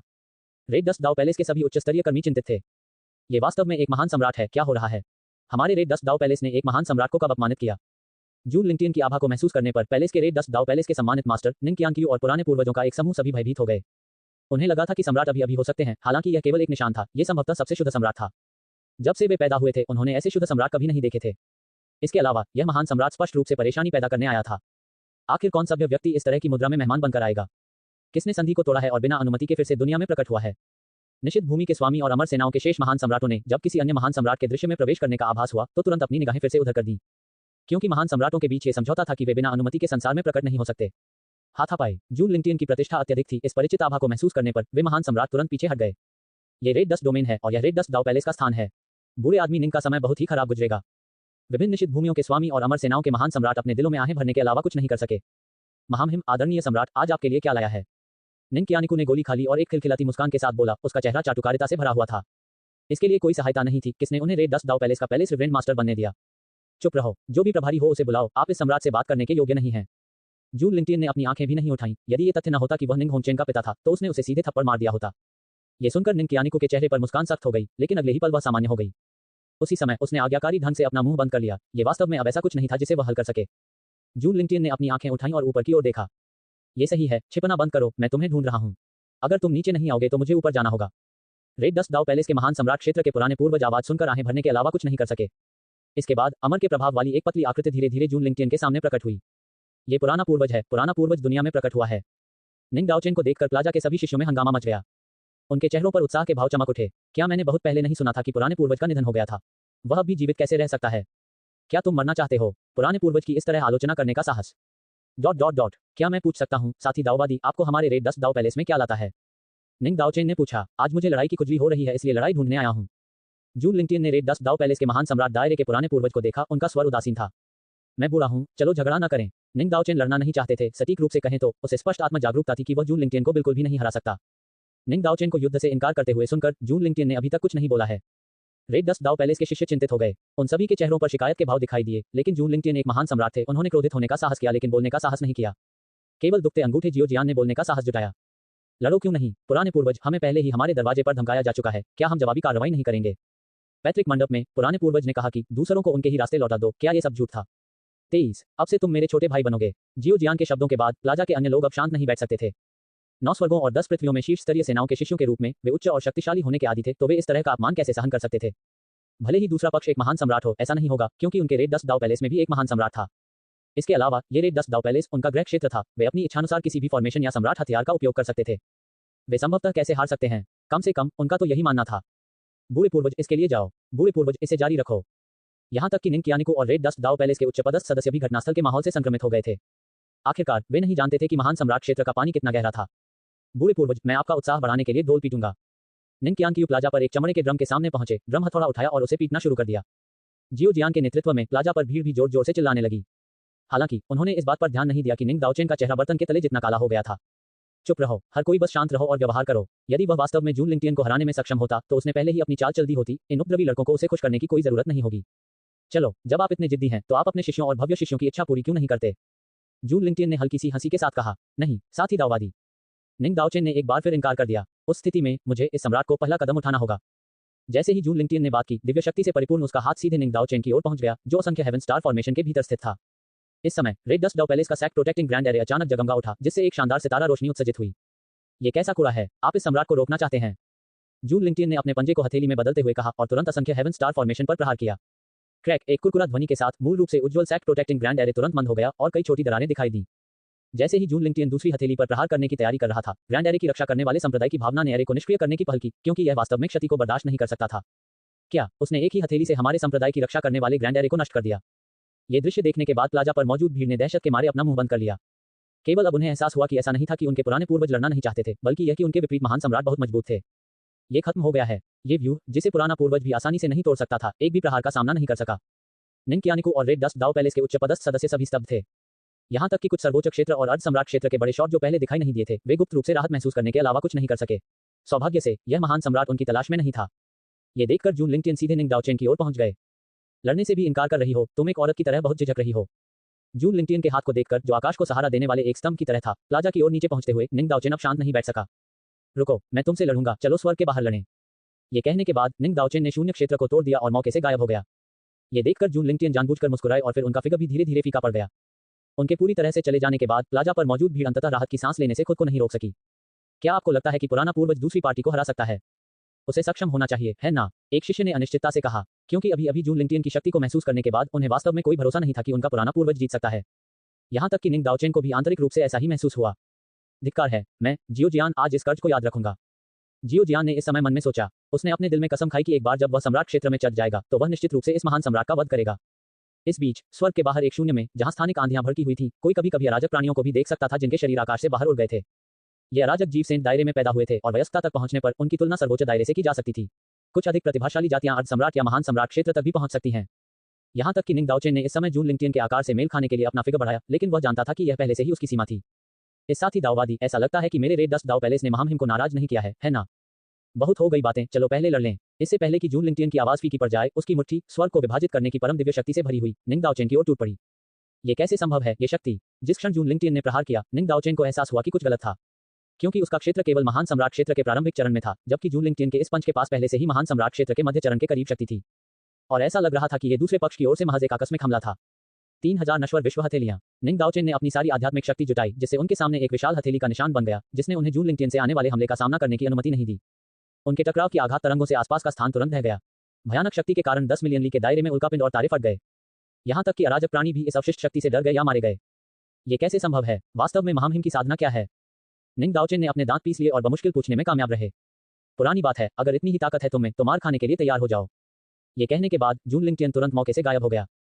कोई केवल शून्य दायरे से निंग दाओचेन पर लगातार बरसती लातों की परछाइयां देख सकता था, लेकिन जून लिंगटियन की आकृति कहीं भी दिखाई नहीं दे रही थी, क्योंकि इस समय जून लिंगटियन की गति अज्ञात परिमाण में प्रकाश की गति से अधिक हो गई थी, जिसे मानव आंख द्वारा आसानी से नहीं देखा जा सकता था।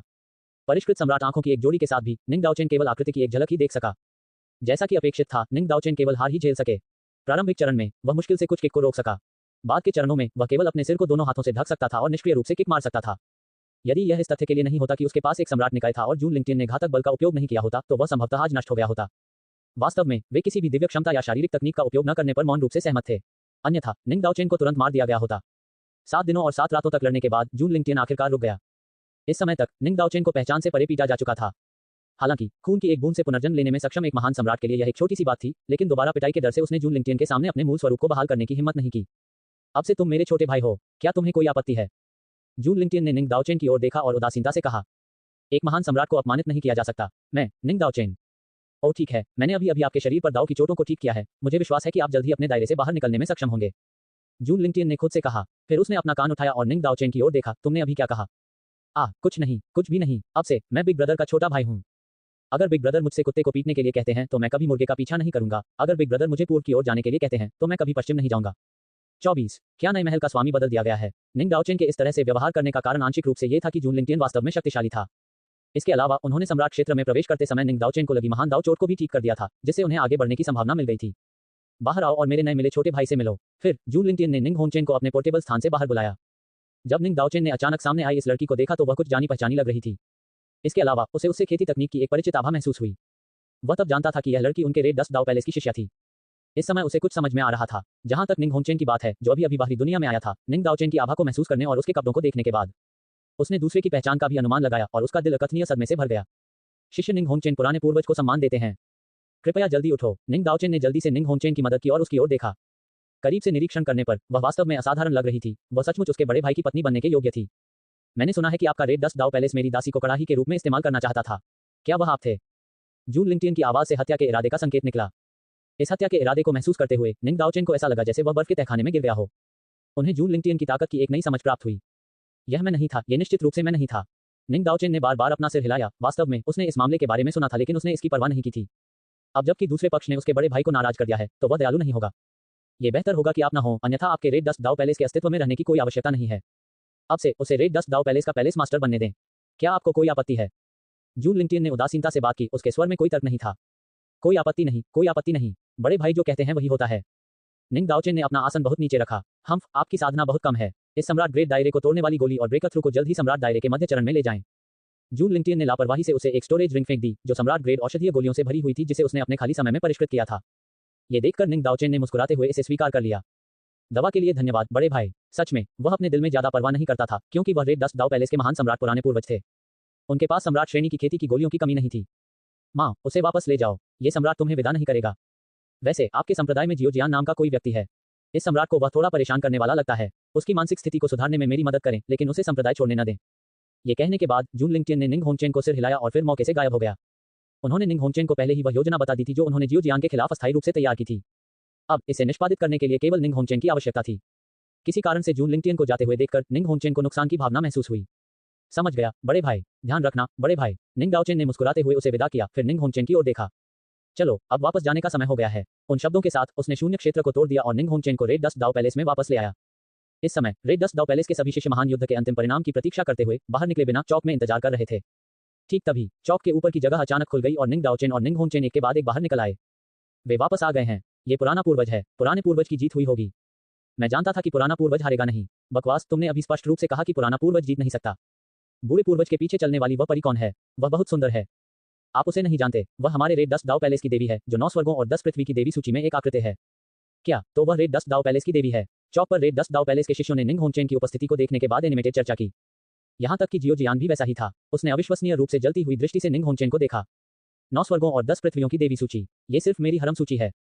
हड्डी की अंगूठी के अंदर बाई सुसु ने जियोजियान का जुनूनी रूप देखा और मदद नहीं कर सकी लेकिन अंदर ही अंदर आभरी निराशा की एक झलक उसके अंदर से गुजरी। हालांकि वह भी समझ सकती थी, प्राचीन काल से नायकों के लिए सुंदरता के आकर्षण का विरोध करना कठिन रहा है और जियोजियान जोर से भरी उम्र में था। बूढ़ा पूर्वज सुरक्षित लौट आया है, यह अद्भुत है। निंग दाओचेन और रेड डस्ट दाव पैलेस के उच्च स्तरीय सदस्यों के समूह ने राहत की सांस ली। एक शीर्ष स्तरीय शक्ति के स्थिर रहने का कारण एक जीवित महान सम्राट का अस्तित्व था। यदि उनके रेड डस्ट दाव पैलेस के महान सम्राट का पतन हो गया तो परिणाम अकल्पनीय होंगे। इस बीच निंग दाओचेन, जिसे अभी जून लिंगटियन ने पीटा था, दबे हुए गुस्से से भरा हुआ था। चौराहे पर बकबक देखकर उसका क्रोध और भी भड़क उठा। उसका आंतरिक क्रोध बढ़ गया। तुम सब चुप रहो, जैसा कि निंग दाओचेन ने कहा, निंग होंगचेन को छोड़कर। सबके मुंह पर सीलन की शक्ति प्रकट हो गई। धिक्कार है, मुझे जल्द से जल्द महान सम्राट तक पहुंचना होगा। जियोजियान ने पाया कि वह अपना मुंह नहीं हिला सकता। उसने मन ही मन सोचा। दूसरों द्वारा नियंत्रित होने की यह भावना वास्तव में बहुत निराशाजनक थी। मुझे एक घोषणा करनी है। आज से निंग होंगचेन, जो पहले रेड डस्ट दाव पैलेस की देवी थी, आधिकारिक तौर पर रेड डस्ट दाव पैलेस के पैलेस मास्टर के रूप में कार्यभार संभालती हैं। जैसे ही निंग दाओचेन ने कहा, वहां मौजूद सभी लोग दंग रह गए।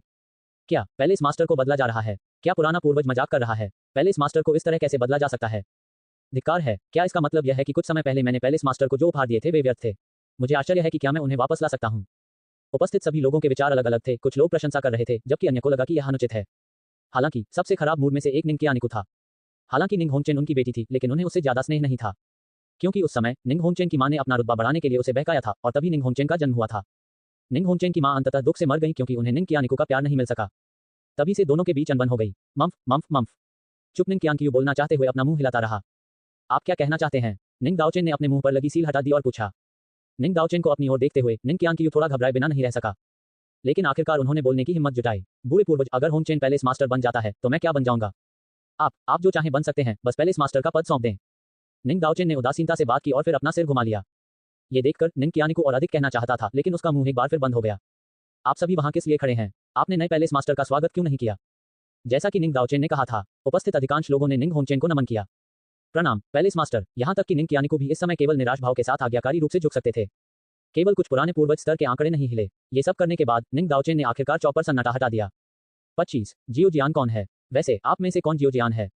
निंग दाओचेन ने मुस्कुराते हुए पूछा। क्या चल रहा है? बूढ़ा पूर्वज वास्तव में उस बच्चे जियोजियान की तलाश कर रहा है और वह इतनी बड़ी मुस्कान भी पहने हुए है। मुझे डर है कि जियोजियान ने पुराने पूर्वज की नजर पकड़ ली है और उसे दिव्य बेटी की तरह पदोन्नत किया जाने वाला है। मैं भी ऐसा ही मानता हूँ। जियोजियान के पास वास्तव में इतना अच्छा भाग्य है। निंग दाओचेन को जियोजियान के बारे में पूछने पर उपस्थित रेड डस्ट दाव पैलेस के शिष्यों ने आपस में अटकलें लगाना शुरू कर दिया। साथ ही वे अविश्वसनीय रूप से ईर्ष्यालु थे, गुप्त रूप से नफरत करते थे कि जिस व्यक्ति को पुराने पूर्वज ने चुना था वह वे क्यों नहीं थे। यहाँ तक कि जियोजियान ने भी मूल रूप से ऐसा ही सोचा था। केवल कुछ पुराने पूर्वज स्तर के लोग जो निंग दाओचेन को जानते थे उसकी मुस्कान देखकर अंदर से कांपने से खुद को नहीं रोक सके क्योंकि वे जानते थे कि जियोजियान के लिए एक दुखद समय आने की संभावना है। पुराने पूर्वज को रिपोर्ट करते हुए, मैं जियोजियान हूँ। इस समय जियोजियान गर्व की दृष्टि से आगे बढ़ा, अपना सिर ऊंचा करके और सीना फैलाकर, लंबा खड़ा होकर और असाधारण स्वभाव के साथ वह महान सम्राट दायरे के पुराने पूर्वज के सामने दिखावा करना चाहता था। हालांकि उसे यह नहीं पता था कि जैसे ही निंग दाओचेन ने जियोजियान को देखा, उसने उसे उस छोटे गुंडे के रूप में पहचान लिया जिसने पहले उपहास का नेतृत्व किया था। कोई आश्चर्य नहीं कि बिग ब्रदर को ये बच्चा परेशान करने वाला लगता है। मुझे भी वह बहुत परेशान करने वाला लगता है। निंग दाओचेन भावशून्य रहे लेकिन उनका हृदय तिरस्कार और घृणा की लहर से भर गया। जियोजियान, क्या ये है? आज मैं तुम्हारी परीक्षा लूंगा। यदि तुम सफलतापूर्वक उत्तीर्ण हो सकते हो तो तुम्हें मेरे रेड डस्ट दाव पैलेस के दिव्य पुत्र के रूप में चुना जाएगा। जैसे ही उन्होंने अपनी बात खत्म की, चौक पर मौजूद भीड़ एक बार फिर हंगामा करने लगी। दिव्य पुत्र, ये वास्तव में दिव्य पुत्र है। अगर जियोजियान पुराने पूर्वज की परीक्षा का सामना कर सकता है तो उसके एक ही सीमा में स्वर तक पहुंचने की संभावना है। पुराने पूर्वज ने मुझे क्यों नहीं चुना? रेड डस्ट दाव पैलेस चौक पर सभी शिष्यों ने अनिच्छा महसूस करते हुए अपनी छाती पीट ली और अपने पैर पटक दिए। जहां तक पार्टी में शामिल जियोजियान का सवाल है, उसका दिल बेहद उत्साहित था। इस पुराने पूर्वज के पास काफी समझदार है। जब तक मुझे दिव्य पुत्र के रूप में चुना जा सकता है, मेरी भविष्य की साधना निश्चित रूप से एक सुगम मार्ग होगी। इस समय जियोजियान खुद से बहुत प्रसन्न महसूस कर रहा था।